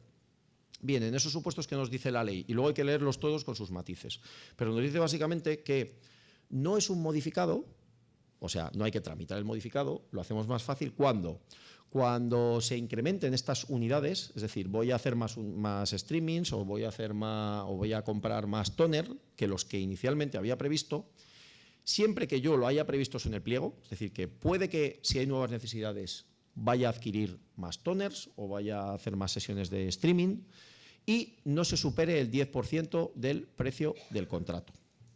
Es decir, en esos casos no me hace falta hacer un modificado. Directamente, como yo ya lo he previsto en el pliego, y ese modificado entiendo yo que sería distinto al modificado previsto del artículo 204, tú en principio podrías llegar a un 10% más. Pero ya os digo, os recomiendo la lectura porque cada uno tiene sus matices. En el de suministros y en el de servicios son distintos y la disposición adicional 33 también. No son parecidos, pero no son idénticos y se prestan también a interpretación. Pero en esencia son supuestos donde el legislador lo que pretende es evitar tener que tramitar un modificado y permite que si tú lo has previsto en el pliego, en el caso de los suministros, porque en los servicios creo recordar que ni siquiera pone que esté previsto en el pliego, con lo cual van cambiando. Bien, y son casos donde no sería necesario tramitar el modificado. Bueno, no es que estamos en Madrid ahora en San Isidro, de donde vengo yo, y eso que soy de Burgos, pero ¿por qué os he puesto aquí el toro? Por cambiar un poco de tercio también. Este es el contratista realmente. O sea, tenemos aquí al contratista que es alguien al que hay que realmente mimar, alguien que tiene un potencial muy importante y alguien al que también tenemos en cierta medida que torear sobre la base con la muleta que tenemos, que es el contrato. Bien, al contratista, cambiando de tercio, sabemos que lo que le pasa a un toro durante la corrida, pues recibe las banderillas, con lo cual vamos desgastando al toro le pican también y al toro finalmente en el tercio de muerte sabemos que lo matan. Bien, entonces nuestros contratistas cuando son objeto de lo que vamos a ver ahora vamos a ver básicamente los tercios estos de varas y de banderillas y veremos el tercio de muerte que es básicamente las penalidades que le vamos a poder imponer al contratista y en su caso la resolución del contrato que supondrá la extinción completa del contrato. ¿Por qué decía lo de las penalidades que realmente son como banderillas? Es verdad que las penalidades tienen por finalidad estimular al contratista para cumplir el contrato, es decir, pincharle. ¿Para qué? Para embravecerle de alguna manera y estimular a que cumpla el contrato. Ese es el objetivo fundamental de las penalidades, aunque como su propio nombre indica, alguno entenderá, pues esto es una sanción, bueno, sí, estímulo, jiji. Claro, estímulo, pero al final, ¿qué supone? Pues que le hacemos un descuento en la correspondiente certificación. Bien, las penalidades pueden imponerse por varios motivos. Yo también, esto lo he comentado alguna vez, mi experiencia con las penalidades es, no sé ustedes si hacen mucho uso de ellas o poco uso de ellas, yo en algunos otros destinos donde he estado no se usaban nunca. En el destino que estoy ahora mismo las hemos utilizado varias veces y me ha sorprendido gratamente. Yo no soy mucho de buscar, pero realmente me ha sorprendido gratamente cómo las penalidades me han funcionado. Hemos impuesto, no sé, son 7 u 8 casos de penalidades, hemos tenido. Nunca me las han recurrido y bueno, tampoco eran penalidades tremendas, ¿no?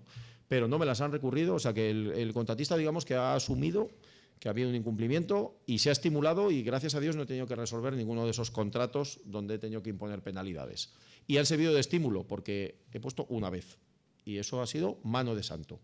No sé su experiencia con las penalidades, sé que no se estilan mucho, a la gente pues no le hace mucha gracia porque también exige, y ahora veremos, que el responsable del contrato se retrate. El responsable del contrato, que es el que tiene que estar todos los días lidiando con el contratista, es el que tiene que pelearse y decirle, oiga, mire, ha habido un incumplimiento, ponerlo de manifiesto, y a nadie le gusta, no es una situación agradable, pero yo ya les digo, mi experiencia es bastante positiva en la imposición de penalidades porque creo que han servido, por lo menos en mi caso, también vaya por delante que una de las veces que íbamos a imponer una penalidad, como a uno le cuentan a veces las cosas de una manera distinta de la que son, precisamente en trámite de alegaciones decidimos no imponer la penalidad por entender que no había habido un incumplimiento como tal del contratista, sino que la actuación de la administración había contribuido a malentendidos que luego habían dado lugar a un cumplimiento defectuoso, pero no imputable en exclusiva al menos al contratista. Y ahí decidí parar y decir, aquí no se pone penalidad porque en cierta medida en este incumplimiento somos corresponsables. ¿De acuerdo? Pero bueno, ¿por qué se pueden imponer penalidades? Lo digo para cuando redactemos los pliegos. Por cumplimiento defectuoso o incumplimiento de condiciones especiales de ejecución. Es decir, yo puedo poner en el pliego qué supuestos dan lugar a un incumplimiento que a su vez lleva aparejada una penalidad. Hay contratos donde son muy fácil de poner las penalidades o son muy perfectamente detectables. Si yo tengo un contrato de mantenimiento y digo, en caso de que tenga una rotura de tuberías o de electricidad, etcétera, plazos de respuesta. En menos de 2 horas tiene que estar aquí la empresa. Cuando yo envío el correo electrónico, llamo, hago constancia de la hora. Si han tardado 5 horas en llegar, pues esa penalidad es fácilmente constatable. No hay mucho que hablar. En determinados contratos, además, que se funciona con aplicaciones informáticas, donde cualquier incidencia la envías a través de la aplicación y precisamente cuando llega la empresa está obligada a hacer constar en la aplicación que ha llegado a prestar el servicio, etcétera, pues esa es muy sencilla. O yo tenía otra vez la pusimos por tiempo de respuesta en caso de saneamiento de virus informáticos. Como máximo estarán saneadas cualquier incidencias en el plazo de 12 horas. Y estuvimos 2 días. Entonces se podía constatar perfectamente cuándo iniciaron la actuación y en vez de 12 horas estuvieron 2 días. Bien, pues esos supuestos son fácilmente constatables.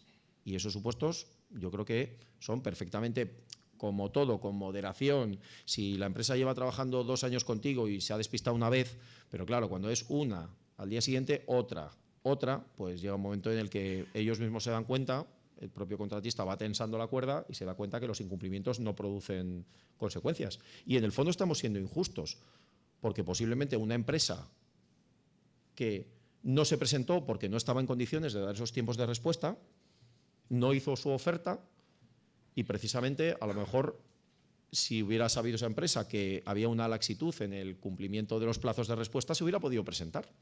Nada nos dice lo contrario.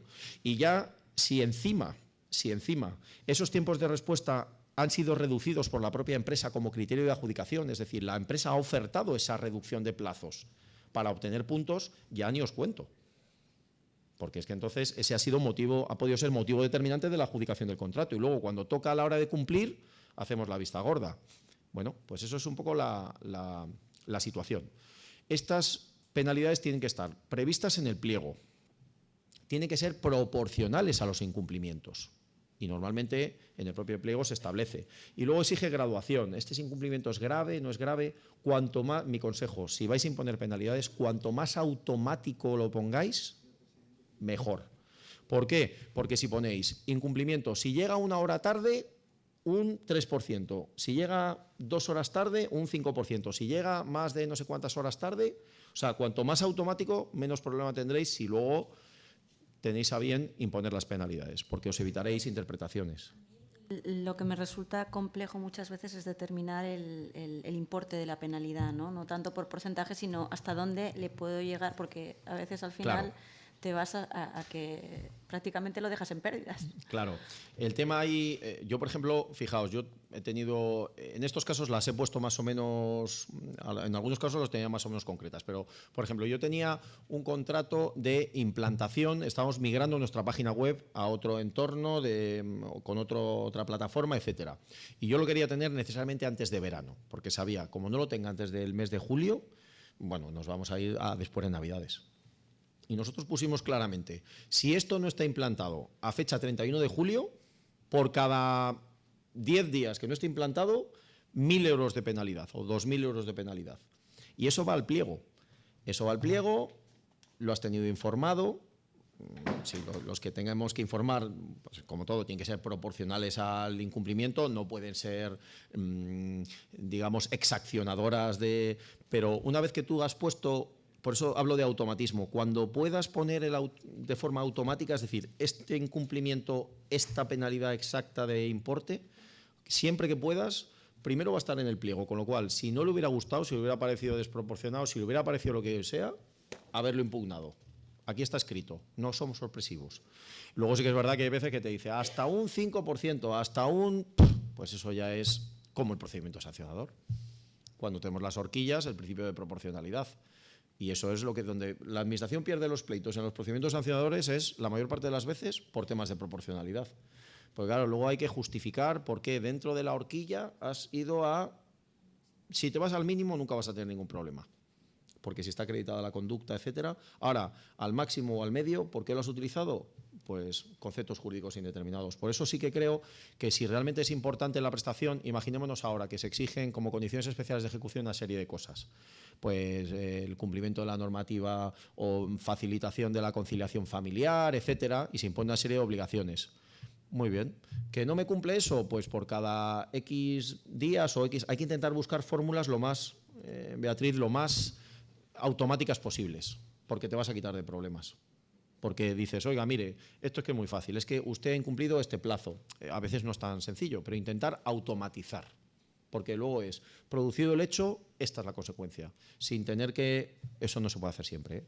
Pero en la medida de lo posible, pensarlo antes, intentar automatizar, es decir, a este hecho, esta consecuencia, sin que se preste a mucha interpretación. Porque si no, el problema lo tenemos con eso, con que a veces... Y yo no soy muy partidario de imponer una penalidad brutal, porque en ese caso yo, si realmente estás tan descontento con el cumplimiento de la empresa, posiblemente puedas ir a la resolución, porque estás completamente harta. Si estamos hablando de una pullita para estimularle, tiene que estimularle, no lo podemos desangrar.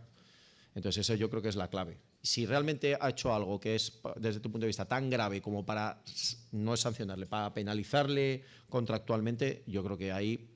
En ese sentido, si tienes tanto deseo de castigarle, yo creo que es mejor ir a la resolución del contrato y estás convencido de que es un incumplimiento muy grave. Creo que estos son pequeños avisos, desde mi punto de vista, para que realmente sean eficaces. Si no, no vamos a ir a ningún sitio.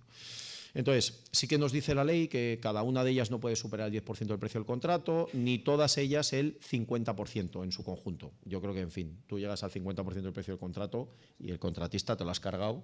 Es más, ya creo que con el 10% te lo has cargado, con los ajustes y con los márgenes y con los niveles de oferta, pero bueno, ya si vas al 50, en fin, yo creo que lo mejor es intentar resolver el contrato y olvidarte del contratista, que lo veremos ahora. Y la segunda posibilidad es por demora. Penalidades por demora o por retraso. Yo confieso que de estas no las he puesto de las de arriba, y también me han incumplido como a todos ustedes. Por supuesto que a quien no le ha llegado me he retrasado 5 días, me he retrasado 7, bueno, pues muchas veces... pues la flexibilidad que tenemos en algunos casos, pues la demora, siempre que no sean demoras que realmente nos perjudiquen, pues hacemos la vista gorda.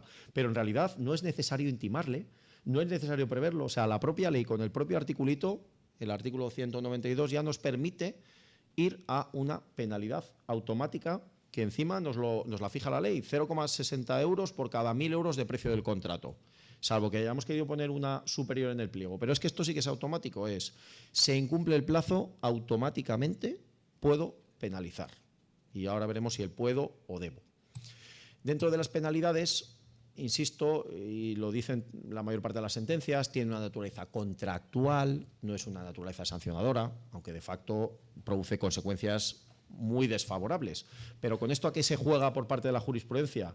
A que todos los principios del procedimiento sancionador del derecho administrativo, de la Ley 40/2015, en teoría no son aplicables con su estricto rigor al ámbito de las penalidades contractuales.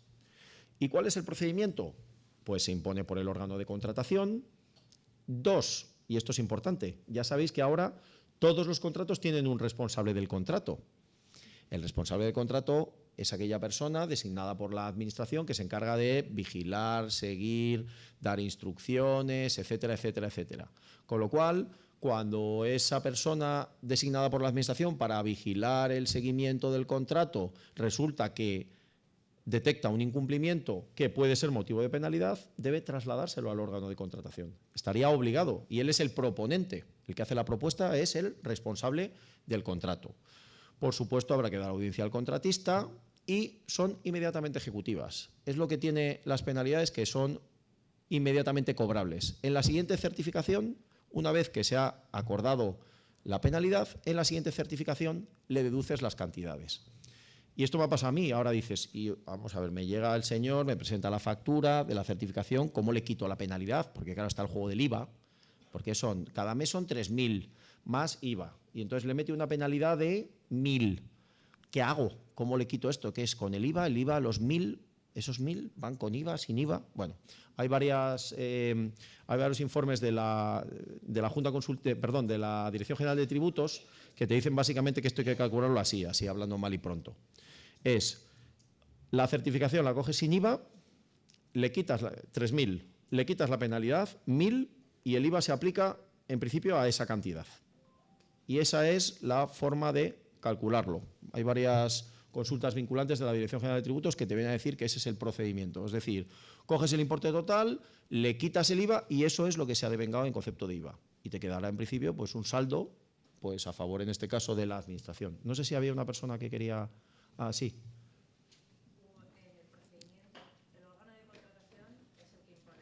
Sí.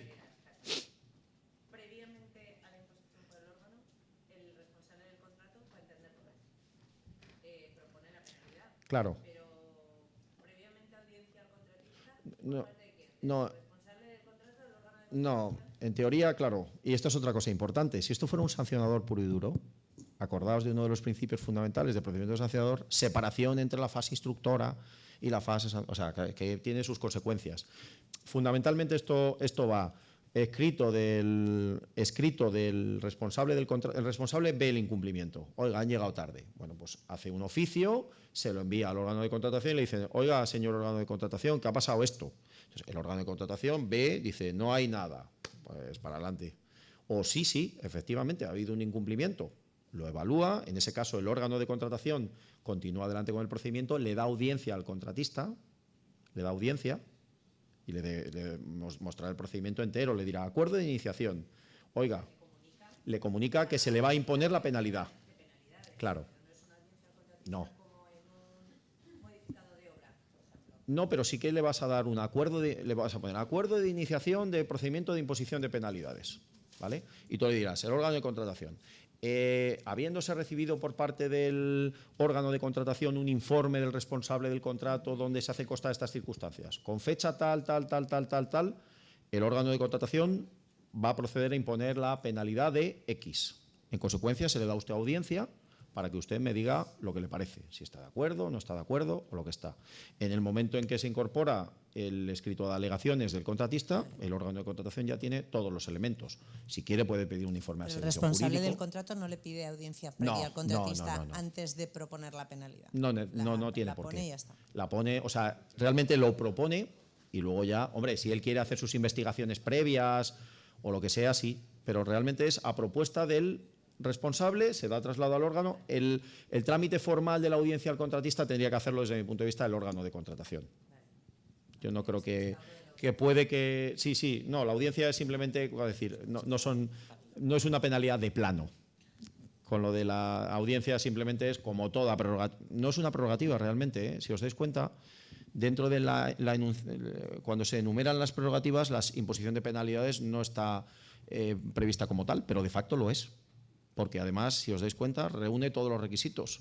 Se inicia de oficio, la Administración lo decide, hay audiencia al contratista, etcétera. Pero, por ejemplo, aquí si hubiera oposición del contratista, no tenemos que ir al Consejo de Estado. Meter las cosas en un sitio o en otro, como no es una prerrogativa, si hay oposición del contratista, no hay que ir al Consejo de Estado, por ejemplo.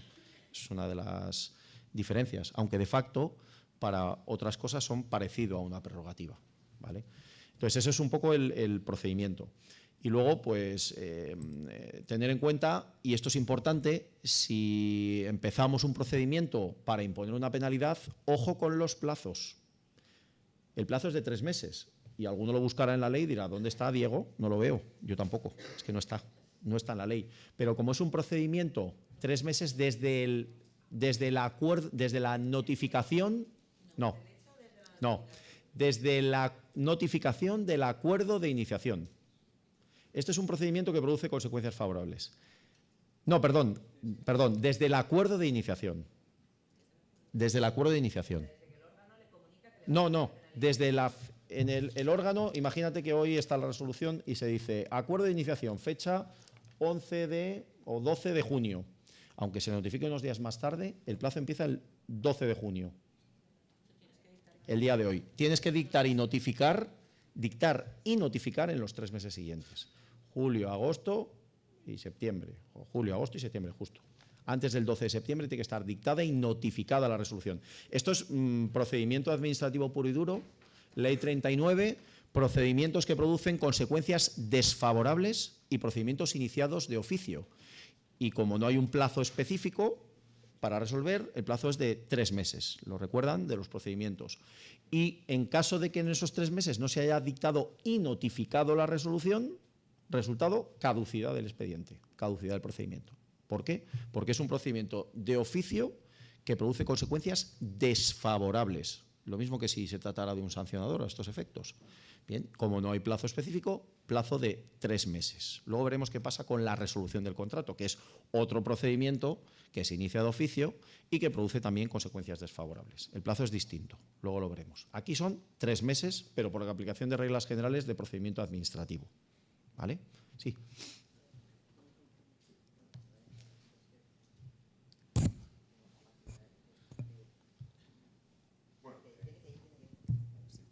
Hola.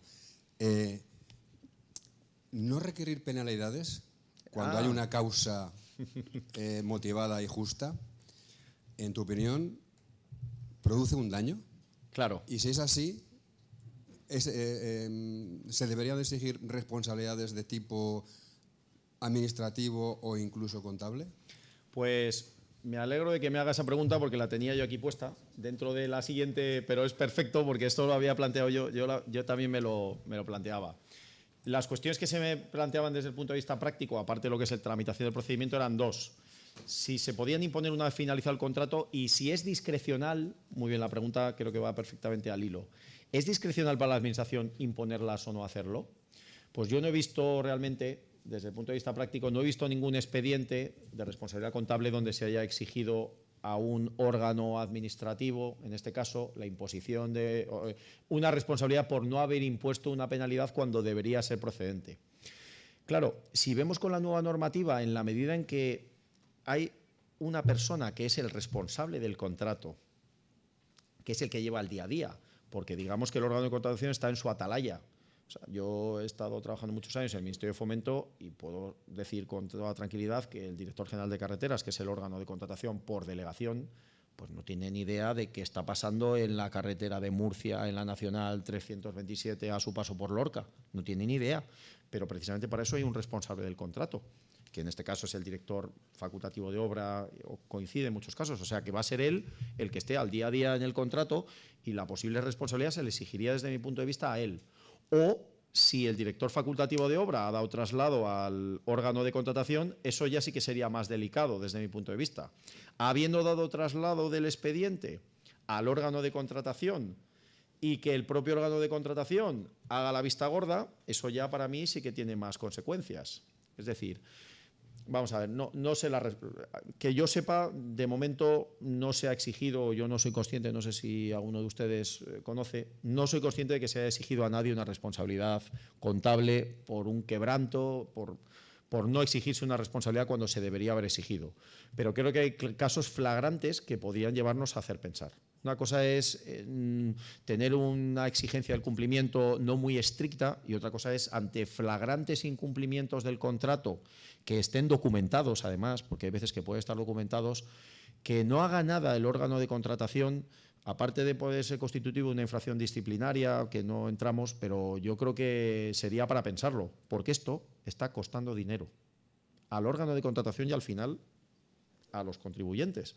Porque esta factura que tú tenías que haber descontado, los 1.000 euritos, que a lo mejor son 1.000, pero a lo mejor son 100.000. O sea, depende del tipo de penalidad. Entonces, yo veo que no estoy dando ninguna idea, pero yo me lo he planteado. No lo he visto en la práctica, pero me planteo si no se está haciendo una dejación de funciones en beneficio de un contratista y en perjuicio del erario público al final, porque no estás descontándote por unos incumplimientos. Si fuera la obra de tu casa y tuvieras a que cuando hay, que esto lo habréis oído, un centro comercial que hay que entregarlo y habréis oído, no, va a estar el 1 de enero, porque si no hay penalidades, las promotoras cuando hacen una promoción y tú has comprado y te dicen, si se entrega tarde el piso, se descuenta del precio X, a que nadie renuncia a ese descuento que hacen porque han entregado el piso 3 meses más tarde. Pues esto es un poco parecido. Entonces, desde luego, si yo soy el órgano de contratación, que lo soy en algunos casos por delegación, y a mí me llega un papel del responsable del contrato, yo inicio esa expediente de penalidad, vamos, eso lo tengo meridianamente claro. doy trámite de audiencia, si no lo veo claro, pido un informe al servicio jurídico y que me digan si procede o no. Pero yo no lo dejo sin iniciar ni de broma, cuando ya me lo han dicho. Ahora, ir a la base y pedirle al responsable del contrato que te diga, pues ya sería, a lo mejor ahí es más difícil de probar. Pero desde luego, una vez iniciado el expediente, con la propuesta del responsable del contrato, vamos, yo ni de broma no lo iniciaba, salvo que tenga un informe jurídico que me diga que no procede. ¿Vale? Entonces sí, se plantea y yo creo que es importante. Y la primera pregunta también, lo de si se pueden imponer una vez acabado el contrato. ¿Tiene sentido penalizar a una empresa antes de que acabe el contrato? Perdón, una vez que el contrato ha terminado. ¿Tiene sentido hacerlo? Como siempre, tenemos posturas para todos los gustos. Hay algunas sentencias de Castilla y León que dicen que, aunque se ha acabado el contrato, tiene sentido penalizar, porque ha habido un incumplimiento, y yo creo que va también un poco en esta línea de decir, oiga, la Administración se puede ahorrar un dinero también, ha habido un incumplimiento, hágase eficaz esa penalidad, y que sirva también de escarmiento, entre comillas, o para aviso a futuros navegantes de que esta Administración impone penalidades. Porque eso al final, la imposición de la penalidad en el sector se conoce. Sin embargo, hay otras sentencias de la Audiencia Nacional, por ejemplo, del TSJ de Madrid o la Junta Consultiva de Aragón que dicen que no tiene sentido poner penalidades una vez acabado el contrato, que aquí hay que ponerlas durante la vida del contrato para estimular al contratista en su cumplimiento. Bueno, aquí pues lo que nos interese. Si les interesa imponer la penalidad una vez concluido el contrato, pues podemos jugar los argumentos del TSJ de Castilla y León y si no, pues jugar los argumentos de la Audiencia Nacional o en su caso de la Junta Consultiva. Bueno, pues vamos a la última. Sí, vamos todavía de tiempo. Vamos a la resolución del contrato. En la resolución vamos a ver básicamente tres aspectos. La resolución es la consecuencia más desfavorable que puede existir y supone el divorcio total respecto al contratista. Supone la extinción de la relación contractual y es una de las prerrogativas que tiene la Administración precisamente que la diferencia de los contratos privados. En los contratos privados, si uno de los contratistas incumple, si recuerdan, el 1124 del Código Civil te dice que tú puedes dejar de cumplir, sí, pero continúa adelante, el contrato sigue vivo de alguna manera. No se ha resuelto, no ha muerto. El contrato, el vínculo contractual, digamos que quedaría en suspenso, siendo incumplido, pero ahí seguiría el contrato. La resolución supone la potestad que tiene la Administración de acabar con el contrato. Frente a un contrato privado donde el único que podría realmente extinguir o eliminar el vínculo contractual sería un órgano jurisdiccional, un juez, una sentencia. En el caso de la Administración puede deshacer ese vínculo contractual a través de la resolución, sin perjuicio de que si luego el contratista no está de acuerdo, vaya a la jurisdicción contenciosa administrativa. Bien. Dentro de las causas, y nunca mejor dicho, es muy casuístico, muy supuesto a supuesto, hay una serie de causas generales de resolución y una serie de causas específicas. No sé si ustedes han tramitado expedientes de resolución. Yo sí que los he visto, no son muy frecuentes, porque la Administración, la resolución del contrato es la última ratio, o sea, cuando ya no hay más remedio. ¿Por qué? Porque nos obliga a licitar, nos obliga a haber perdido el tiempo, es un fracaso para la Administración. Porque después de haber adjudicado con todo lo que cuesta, resulta que ese contratista tenemos que quitarle el contrato y luego pelearnos con él, porque normalmente, salvo que sean supuestos muy claros de concurso a acreedores, etcétera, causas que son tasadas y claras o fallecimiento del contratista o alguna cosa de este tipo, por incumplimientos nos vamos a terminar peleando y vamos a terminar en el Consejo de Estado, en el Consejo Consultivo, con oposición, con un lío y vamos a tener una relación pues turbulenta durante un determinado periodo de tiempo. Y luego es que encima ese tipo se te puede presentar a la siguiente licitación. Nada lo impide, hasta que no tenga una prohibición de contratar, con lo cual, encima de estar peleado con él, se te va a poder presentar a la siguiente licitación. Con lo cual no es lo más recomendable, salvo que efectivamente no haya más motivo. Yo sí que he resuelto varios contratos, no muchísimos, pero sí que unos cuantos, y es verdad que hay que buscar bien la causa y hay veces que es la propia Administración a la que le interesa resolver el contrato por un desistimiento, por algún motivo especial, y vamos a ver un poquito las causas y qué supuestos son más delicados, ¿vale? Porque, y ya lo avanzo, muchas veces cuando está empezando a incumplir el contratista tenemos una tentación. Cuando empieza a incumplir el contratista, en lugar de imponer penalidades, resolver el contrato, tenemos dos posibles tentaciones. Como no queremos licitar bajo ningún concepto, porque cada vez está esto más complicado, una opción es sugerirle, oye, ¿has pensado la posibilidad de ceder el contrato, hacer una cesión del contrato a otra empresa, que normalmente si lo tenemos previsto, oye, ¿por qué no cedes el contrato y te quitas de en medio y ya pones a otro empresario en tu lugar y lo cumple y nos olvidamos y hay pelillos a la mar? Esa es una de las primeras tentaciones que podemos tener. Oye, cede el contrato y no te metas en líos, porque lo otro, lo contrario es esto, la resolución del contrato. Entonces, claro, esa es la primera tentación. Y la segunda es, bueno, vamos a hacer una cosa, vamos a resolver esto de mutuo acuerdo, ¿vale? Entonces, aunque hay un incumplimiento tuyo, vamos a decir que hay una causa de interés general y vamos a decir que hemos llegado a un acuerdo y fijamos una indemnización, a ver el importe de la indemnización, que ahora la veremos, y venga, y aquí paz y después gloria. Bueno, pues esas son las dos tentaciones. Digamos que en la primera es más difícil que la administración, alguien pueda detectar eso, aunque se sabe, pero en la segunda, en el expediente de resolución contractual por mutuo acuerdo, se va a ver, ¿vale? Pero si hiciéramos lo que debemos hacer, que es resolver el contrato, vamos a ver cuáles son las causas generales y las causas especiales o específicas. La primera es la muerte o extinción de la personalidad jurídica del contratista, ya sea persona física o jurídica. Luego vamos a ver primero las causas y luego las consecuencias, los efectos y el procedimiento. Evidentemente, si tengo un contrato adjudicado a un determinado arquitecto, a un abogado, etcétera, y fallece, pues eso determinará la extinción del contrato. Veremos la posibilidad de que continúen sus herederos, etcétera. El segundo supuesto es la declaración de concurso o insolvencia en un procedimiento. Es decir, una vez que se ha declarado un concurso a acreedores, aunque es posible continuar, que lo veremos, pero eso sería ya motivo o causa que permitiría a la Administración decir, ya no continuamos adelante en la medida que usted no me está ofreciendo las suficientes garantías. Bien. El tercer supuesto, el mutuo acuerdo. Veremos luego las consecuencias. Nos ponemos de acuerdo y extinguimos el contrato. Dentro de las causas generales, la demora del contratista, determinadas demoras del contratista o incumplimientos de plazos que superen un tercio, etcétera, dan lugar a la resolución del contrato. Y también la demora de la Administración en el cumplimiento de su principal obligación, la de pagar. ¿Recuerdan? El artículo 216 te dice que cuando pasan 6 meses y no se han pagado las certificaciones, el contratista tendrá derecho a resolver el contrato. Esta demora de la Administración es una causa de resolución a instancia del contratista. Es decir, el contratista es el que me pide la resolución. Normalmente la Administración es la que resuelve, pero hay casos donde el incumplimiento de la Administración da lugar a que el contratista pueda pedir la resolución del contrato. Esta causa es nueva, el incumplimiento de la obligación principal del contrato y de obligaciones esenciales en el pliego con una serie de límites.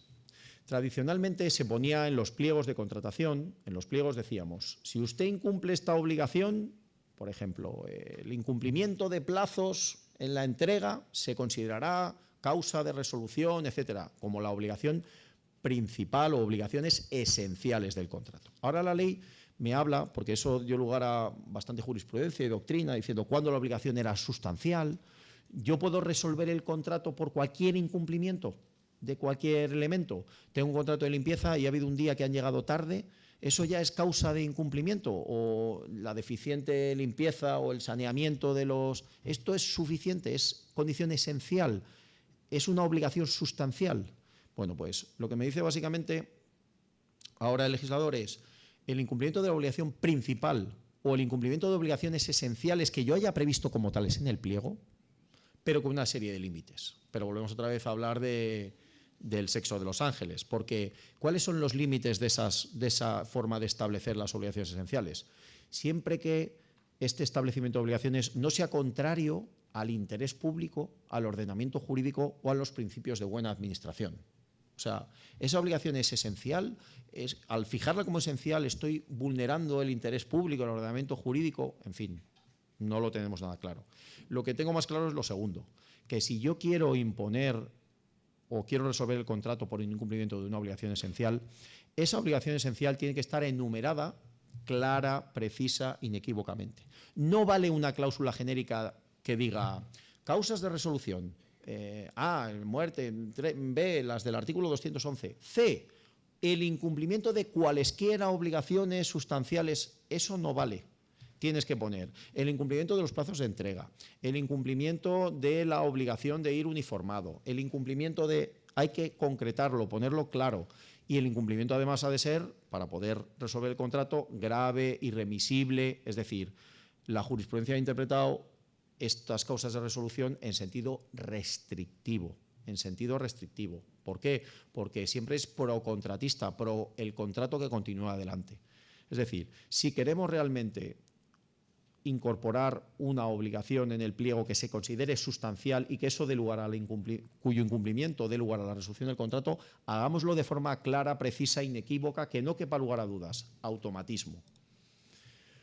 Otra causa de resolución es si yo no puedo ejecutar la prestación tal y como se configuró y resulta que no puedo modificar. ¿Por qué no puedo? Porque me paso de los topes del 50%, porque me paso del 20% y el contratista no quiere. Es decir, al final el contrato que yo tenía ha fracasado, porque tal como lo diseñé no puede ejecutarse. Bien, pues esa imposibilidad determinaría, pues evidentemente no puedo continuar adelante con el contrato, tengo que extinguir la relación contractual.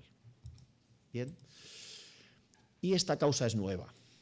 Y esta causa yo todavía no he visto tampoco que se aplique y puede dar lugar a dificultades, a problemas, y veremos por qué.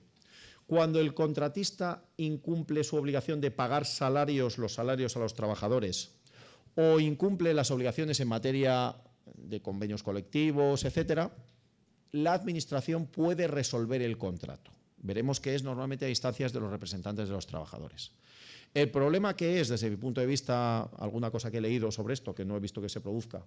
Claro, si el empresario incumple, puede ser básicamente por dos motivos. Quiero entender que es porque no está muy boyante, para que dejar de pagar a los trabajadores no es una opción muy inteligente por parte de cualquier empresario, porque evidentemente va a llevar las correspondientes reclamaciones. Entonces, si no cumple el empresario, si no paga a sus trabajadores, muy probablemente va a ser porque su situación económica en ese momento o en ese mes no es boyante. La otra opción es que sea un sinvergüenza. Entonces, si estamos en la opción A y la única fuente de ingresos que tiene, o una de las principales fuentes de ingresos, es el contrato, pues claro, excuso deciros que si no ha pagado estas mensualidades porque no ha estado en una situación boyante y encima se resuelve el contrato y se deja de pagar, pues entonces ya sí que no vamos a ir a ningún sitio. Pero es la realidad. O sea, el legislador actual ha querido, yo creo que con buen criterio, proteger los derechos de los trabajadores, etcétera, y uno de los motivos por los que se puede resolver el contrato es precisamente por impago de los salarios por parte del contratista. Siempre, veremos ahora, como regla general, a instancia de los representantes de los trabajadores. ¿Vale? Y muchas veces antes lo que ocurría es que se producía ese impago como consecuencia del impago a su vez de la Administración, que estaba meses y años. Esa es sin otra. pagar. Claro, la derivada, como comenta Beatriz, es que cuando la Administración tarda en pagar, a ver, digamos, con qué legitimidad va la Administración a instar, porque si lo instan o se solicitan los representantes de los trabajadores, tendría la Administración en principio que iniciar el procedimiento para resolver. Y entonces, claro, cuando llegue la fase de alegaciones, no me gustaría a mí estar en el pellejo de la Administración. Cuando me llegue un escrito de oposición diciendo, oiga, Administración, yo no estoy pagando porque usted no me está pagando, porque usted lleva no sé cuántos retrasos. Entonces, a ver quién es el primero que tira la primera piedra cuando es usted misma la que no me está pagando. O sea, usted va de garante de los derechos de los trabajadores, me parece fenomenal, pero es que si usted no me está pagando, ¿cómo voy a pagar yo? Es que yo con su dinero pago a los míos. Vamos en cadena. Entonces, eso puede plantear mayores problemas. Cierto es que cuando se ha redactado esta ley, digamos que la situación de la Administración en cuanto al pago a proveedores es una situación relativamente controlada. Pero esta modificación no hubieran tenido la valentía de establecerla en 2009, en 2010, en 2011, ni de broma. Esto ya es de cosecha personal. O sea, esto ni de broma se hubiera podido meter en aquella época. Porque claro, a ver quién tiene. Ahora sí que es verdad que estamos, entre comillas, más saneados y ya somos más valientes y podemos poner estas previsiones, pero a ver si hubiera tenido el legislador valor de introducir esta previsión en el año 2009, 10, 11, cuando, en fin, lo que nos llevó al plan de pago a proveedores, etcétera. Bueno, por no pasarme mucho del tiempo, luego hay causas específicas. Cada contrato, esas son las generales de la ley. Cada contrato tiene unas causas específicas y concretas que permiten la resolución. Pues, por ejemplo, en el caso de, he marcado en azul en la presentación lo que es nuevo. por ver un poco, porque estas causas son las de toda la vida, pero con algunas novedades. Si la Administración tarda de forma injustificada en la comprobación del replanteo, sabemos que tiene un mes desde la formalización del contrato para hacer el acta de comprobación del replanteo. Si tarda de forma injustificada la Administración, se puede resolver. Si se suspende la iniciación de las obras durante más de 4 meses, también se puede resolver el contrato, en este caso, evidentemente, a instancia del contratista.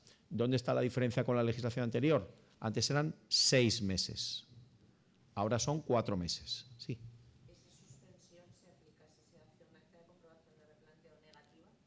Por ejemplo, podría ser un... No, lo que pasa es que si la Administración, para que se produzca la suspensión, tiene que haber un acta específica también de suspensión. Tendría que derivarse de ese acta un acta de suspensión y en el momento de la suspensión sería una suspensión por iniciación, suspensión en ese caso de iniciación de las obras. Una cosa es la demora injustificada en la comprobación de replanteos cuando la Administración no va a comprobar el replanteo, y otra cosa distinta es que como consecuencia del acta de comprobación del replanteo sea un acta negativa, ¿vale? Si en ese caso se da lugar a la suspensión del inicio de las obras y en ese caso está justificado por una causa imputable a la Administración, que normalmente puede producirse, podría dar lugar a la suspensión de la iniciación, que en caso de que se extienda más de 4 meses daría lugar a la resolución del contrato. Podría aplicarse, yo entiendo que sí.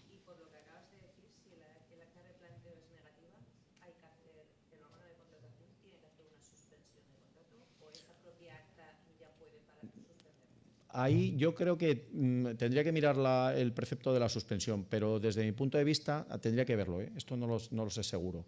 Pero desde luego, cuando con carácter general se produce la suspensión, una de las novedades que vienen recogidas en la ley es que tiene que hacerse constar específicamente en el acta el momento de la suspensión y luego el momento del levantamiento posterior. Entonces, no estoy seguro, a lo mejor en la propia acta, no sé si tenéis alguno por ahí experiencia. En la propia acta hacéis constar eso y hacéis un 2 en 1, así no tenéis que estar a hacerlo. Desde luego sería lo más práctico, porque como no vas a iniciar en ese momento por alguna causa imputable, pues no tenía sentido volver a iniciar de nuevo un expediente para suspender el contrato, ¿vale? Entonces, aquí la novedad precisamente está en la reducción a 4 meses. Antes eran 6, ahora son 4 meses. Suspensión por la Administración de obras ya iniciadas, no antes de iniciarse. Obras ya iniciadas se suspenden durante más de 8 meses, aquí no ha habido cambios, esto también daría lugar a la suspensión, o el caso del desistimiento. El desistimiento es la decisión unilateral de la Administración de no continuar adelante con las obras. En otras épocas, pues por razones presupuestarias, por ejemplo, de repente se ha licitado una obra determinada o un proyecto o un contrato de servicios, no tenemos dinero y en algunos casos pues sí que se ha utilizado ese criterio y el Consejo de Estado lo ha avalado, razones de eficiencia en la ejecución del gasto, desviaciones significativas, han justificado el desistimiento por parte de la Administración. Las causas específicas en concesiones de obras son casos en los que la ejecución hipotecaria de la concesión haya quedado desierta, cuando haya una demora superior a 6 meses en la entrega por parte de la Administración de la contraprestación o de los medios que tiene que entregar la Administración al contratista, en los supuestos de rescate para la gestión directa por parte de la Administración o en los supuestos de supresión del servicio, también darían lugar, evidentemente, a la resolución del contrato. La imposible ejecución por acuerdos adoptados por la Administración determinaría la resolución del contrato. Y, por último, el secuestro o la intervención durante un plazo superior a 3 años. Estando secuestrada o estando intervenida la concesión, si la extensión es superior a los 3 años, si durante ese tiempo no ha podido el contratista venirse arriba y continuar adelante con la ejecución del contrato, eso sería un motivo, una causa para la suspensión, para la resolución del contrato.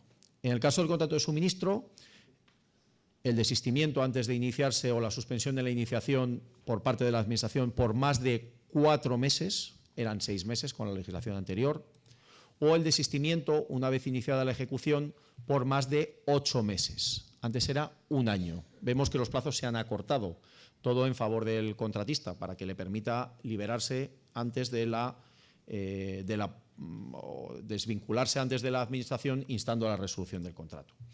En el caso de los servicios, mismos motivos que en el caso de la del suministro, es decir, desistimiento antes de la iniciación o suspensión de más de 4 meses, desistimiento una vez iniciada la ejecución o suspensión del servicio por más de 4 meses, y estos contratos que llamo yo los contratos rémora, que son las ballenas. ¿Sabéis lo que son los peces rémora, no?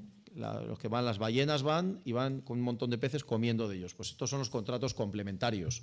Pues la asistencia al director facultativo, la asistencia al director facultativo de obras, los contratos de control y vigilancia. Claro, muerto el perro, se acabó la rabia. Extinguida la obra, si se resuelve el contrato de obras, pues evidentemente ese contrato queda sin sustento. Si se muere la ballena, las distintas pececitos que van alrededor también se mueren. Esos son los contratos complementarios, que son típicos en contratos de servicios. Bueno, pues cuando se resuelve el contrato principal, cae también ese otro contrato, con las consecuencias que veremos si esa es causa automática de resolución. Extinguido el contrato principal, pues queda extinguido el contrato complementario. Y vamos a los efectos. El primer supuesto o la primera causa es la muerte o extinción de la personalidad jurídica del contratista. Sin embargo, que sepamos que pueden continuarse con los herederos o, y esto es doctrina, en el caso de una UTE, 3 empresas, una de ellas, por ejemplo, se extingue su personalidad jurídica porque se disuelve la sociedad.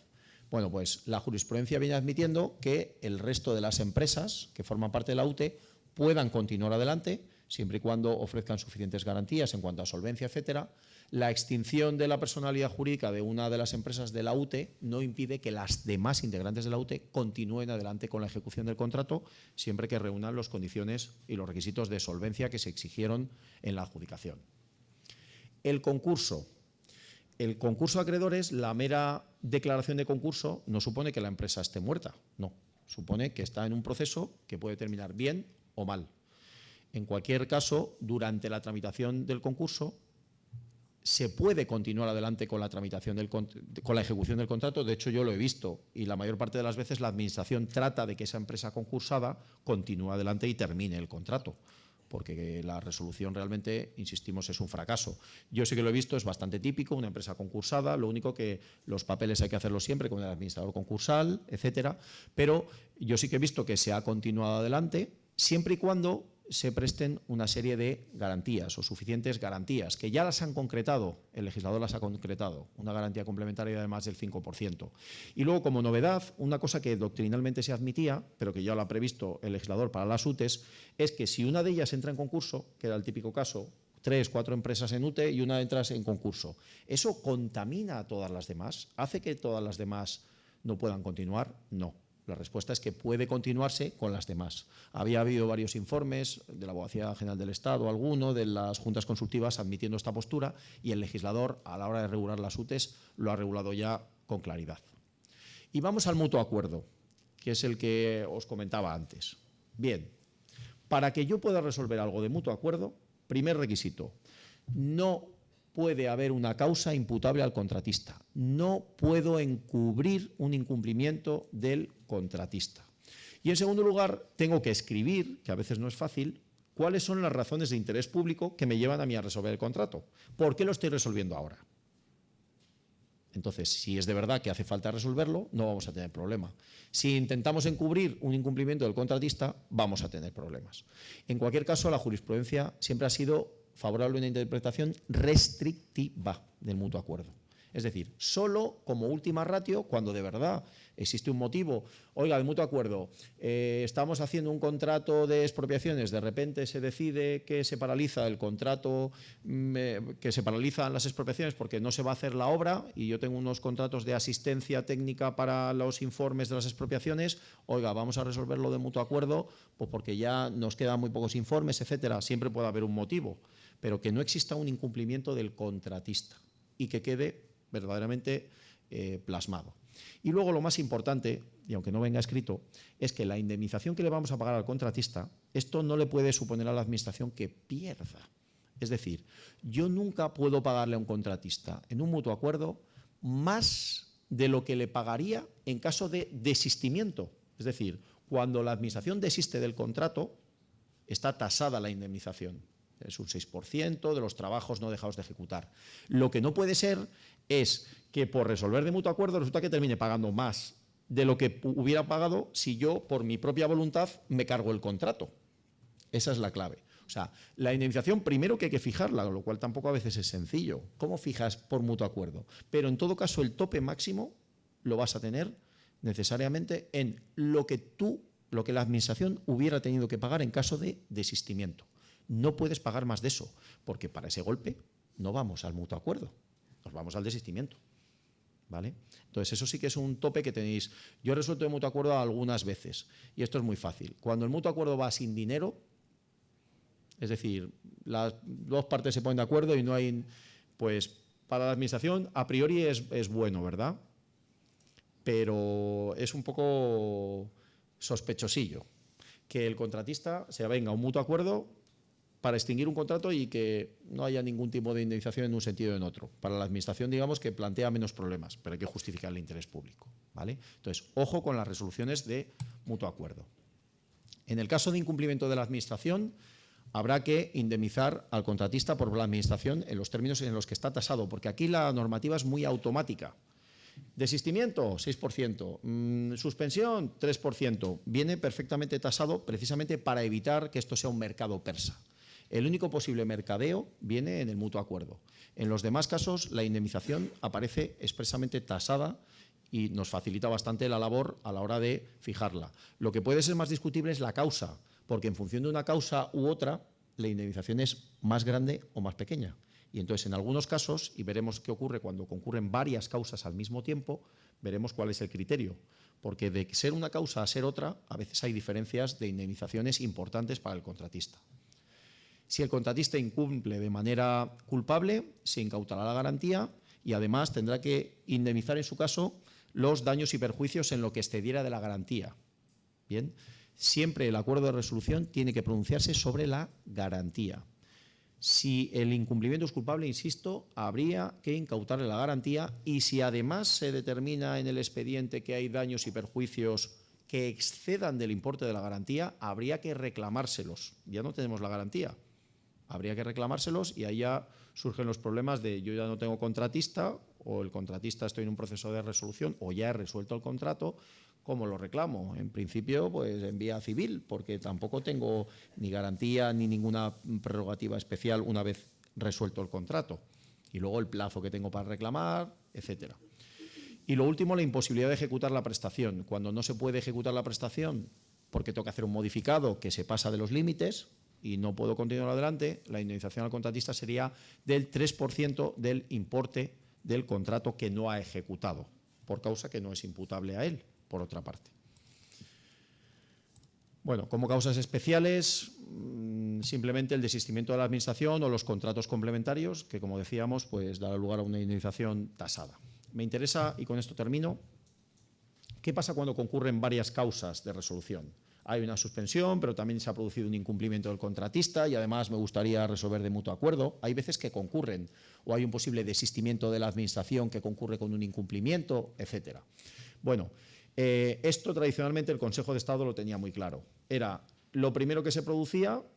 ¿Cuál es la primera causa que se ha producido? ¿El incumplimiento? Pues por incumplimiento, porque hay veces que hay un incumplimiento y luego un concurso. Primero incumple y luego entra en concurso de acreedores. ¿Cuál de las dos causas? Insisto, tienen consecuencias distintas. Y luego además la administración lleva 6 meses sin pagar y han pasado el día tal, al mes otra y al mes otra. ¿Cuál se aplica? Esto es como el principio de los registradores de la propiedad. Sabéis que es prior in tempore, potior in iure. El primero que llega es el primero que triunfa, ¿vale? Pues esto es exactamente igual. La primera causa que se produzca del tiempo es la que tiene que prevalecer. Si concurren varias causas, el primero. Ya es un tema de prueba de fechas. Bien. Y he leído también en algún dictamen, uno de la Junta Consultiva Catalana, qué pasa cuando ahí concurren varias causas, incluso al mismo tiempo, y algunas son especiales, porque además de las causas generales del 211, hay también causas especiales. Pudiera ser que concurrían unas y otras, y concurrían incluso al mismo tiempo, se podía plantear, bueno, pues este informe de la Junta Consultiva Catalana viene a decir, primero prima lo especial, las causas especiales de resolución, de obras, etcétera, y luego la causa general. Yo creo que es más complicado que se produzcan al mismo tiempo dos causas, una general y una especial, y que sean en el mismo momento, pero bueno, ya la ley nos lo dice expresamente. ¿Y cuál es el procedimiento? Y con esto voy a terminar. El procedimiento se inicia o de oficio, como regla general, o a instancia del contratista. Cuando al contratista no le pagan, puede decirle a la Administración que inicie el procedimiento. O, en el caso de impago de salarios, a instancia de los representantes de los trabajadores. El comité de empresa puede instar a la Administración a resolver el contrato, salvo en caso de, hay una serie de casos cuando se trate de personal subrogado. Trámites. Tramitación, audiencia al contratista, en su caso al avalista, porque, ojo, como el incumplimiento culpable, ¿qué determina con la garantía? La incautación. O sea que el avalista también está afectado. Al avalista hay que darle audiencia porque luego él puede resultar responsable cuando sea un avalista, que lo va a ser solidario. Al final nosotros vamos a utilizar la garantía y en ese caso se requeriría también al avalista en casi todos los casos. Informe del servicio jurídico, dictamen del Consejo de Estado o del Consejo Consultivo si existe oposición por parte del contratista. Con lo cual, excuso decirles que el procedimiento, si ya encima tiene que ir al Consejo de Estado o al Consejo Consultivo, empieza a alargarse en el tiempo. Tradicionalmente había un plazo, se consideraba que como no había plazo para resolver, eran 3 meses, ¿no? Por las reglas generales que comentábamos antes de la Ley 40/2015. El legislador, consciente de que este procedimiento, y yo he visto así una cantidad de procedimientos caducados porque habían pasado los 3 meses y si no se ha resuelto en 3 meses, caducado. En cuanto había que ir al Consejo de Estado, caducaban. Y luego había que reiniciarlos de nuevo, volver a dar trámite de audiencia, etcétera. Había una posibilidad, pero que no se utilizaba mucho, pero que era la correcta, que es suspender ese procedimiento de los 3 meses. La clave estaba en suspenderlo. Notificarle al interesado que has pedido un informe preceptivo, notificárselo, mandarlo al Consejo de Estado y mientras está en el Consejo de Estado no me está corriendo el plazo. Y en el momento en que te llega el informe del Consejo de Estado se vuelve a dictar un acuerdo, se notifica al contratista y se le dice ahora ya se ha alzado la suspensión. Y todo ese tiempo no correría en mi contra, en contra de la Administración. Bueno, con eso y con todo, los plazos eran muy breves. Ese plazo de 3 meses, que lo consideraba la jurisprudencia, era muy breve. Y ya el legislador se ha quitado la careta y ha puesto un plazo bastante curioso, que es de 8 meses. Normalmente los plazos son 3 meses, 6 meses, 1 año, pero no sé, 8 meses. Pero este plazo es el que establece el legislador. Hay 8 meses desde el acuerdo de iniciación, hasta el momento en que se dicta y notifica la resolución. 8 meses desde el acuerdo de iniciación hasta que se dicta y notifica la resolución de resolución, valga la redundancia. Entonces, este plazo hay que respetarlo porque si no, dará lugar a la caducidad del procedimiento. Y esto es lo último. ¿Qué es lo que ocurre? Que yo estoy resolviendo un contrato, pero si estamos hablando de que me da el legislador 8 meses de diferencia, ¿qué ocurre con la obra mientras? ¿Qué ocurre con el servicio? ¿Qué pasa? Entonces, claro, ¿yo qué pasa? ¿Que tengo que esperar a matar primero al perro y luego empezar una nueva licitación? Tengo que esperarme porque mientras tengo un contrato vivo, mientras se resuelve y no se resuelve, el contrato está vivo. O sea, el contrato muere cuando los acuerdos, recordemos, ponen fin y son inmediatamente ejecutivos cuando se acuerde la resolución, pero estamos tramitándolo. El contrato está vivo. El legislador prevé expresamente que al iniciar el expediente de resolución tú puedas empezar una licitación nueva para ir avanzando, de tal manera que tú puedas, cuando ya llegue la resolución definitiva del contrato, en el mes 6 o en el mes 7, ya tengas adjudicado tu contrato con la condición suspensiva, ese nuevo contrato. Es decir, mientras estás matando este contrato, tú estás licitando el nuevo. ¿Para qué? Para que cuando llegue el momento de la verdad, cuando hayas conseguido resolver el contrato y esta resolución sea firme, tú ya puedas tener un nuevo contratista que enganche inmediatamente con el siguiente, ¿vale? Durante este tiempo de la resolución del contrato, ¿qué es lo que prevé la ley? Que tú le puedes obligar al contratista a hacer las actuaciones mínimas, etcétera, etcétera. Vaya por delante que hay veces que el contratista no está para nada. Imaginémonos una disolución del contrato, etcétera. Y ese tiempo, al final, ese ínterin, mientras tú estás licitando, y esos 6, 7, 8 meses, cuando ya el otro te ha dado las llaves y ha dicho que no va a seguir, no le vas a poder obligar a nada. Entonces, ahí tienes 2 o 3 alternativas que son las que todos sabemos. Los contratos menores, los encargos a medios propios que me hacen en un momento determinado un apaño, o incluso la ejecución de obras por la propia administración. Es decir, son situaciones límite donde tú tienes que cubrir el servicio o tienes que hacer la obra o continuar o hacer los mínimos y no vas a tener más remedio. Entonces, sin embargo, el legislador yo creo que es inteligente en el sentido de permitir, porque esto antes no estaba establecido, no es nuevo de esta ley, lo metieron en 2017 me parece, no, en 2017 no, lo metieron antes, pero no es nuevo, pero sí que es verdad que había un problema. ¿Qué pasaba cuando tú iniciabas la resolución si no estaba resuelto? ¿vale? Esto es un poco el último elemento. Y quiero terminar simplemente diciendo que este proverbio es muy real. Lo que bien empieza, bien acaba, y lo que mal empieza, mal acaba. Con esto, ¿a qué me quiero referir? Primero, prestemos especial atención, y eso que he hablado todo de la segunda parte, de los modificados, prestemos especial atención a cómo redactamos los pliegos. Porque si empezamos bien, si nosotros diseñamos bien las modificaciones previstas en el pliego, nos evitaremos muchos malos ratos. Si somos capaces de prever con antelación qué modificaciones vamos a tener, si somos capaces de diseñar el contrato antes, si somos capaces de fijar bien las penalidades, de establecer con carácter automático los elementos de las penalidades, si somos capaces de describir bien las obligaciones esenciales del contrato, vamos a tener mucho ganado con respecto al contratista. Le vamos a dar más seguridad jurídica y además nos va a resultar mucho más sencillo en el caso de que tengamos que acudir a estos mecanismos de emergencia, que debemos interpretarlos como tal, tanto la modificación como las penalidades, como la resolución, vamos a tener la tranquilidad y la seguridad de que el automatismo nos va a llevar a que no tenemos mucho margen de error y mucho margen de interpretación. Por eso, simplemente les exhorto a que presten especial atención en la redacción y en el inicio de los contratos. Que la pauta que se marca al principio con el contratista, y esto ya es experiencia, la pauta que se marca con el contratista al principio, el devenir del contrato muchas veces agradece que en un momento determinado al principio nos pongamos serios, porque luego lo agradeceremos a largo plazo. Entonces eso era, no sé si...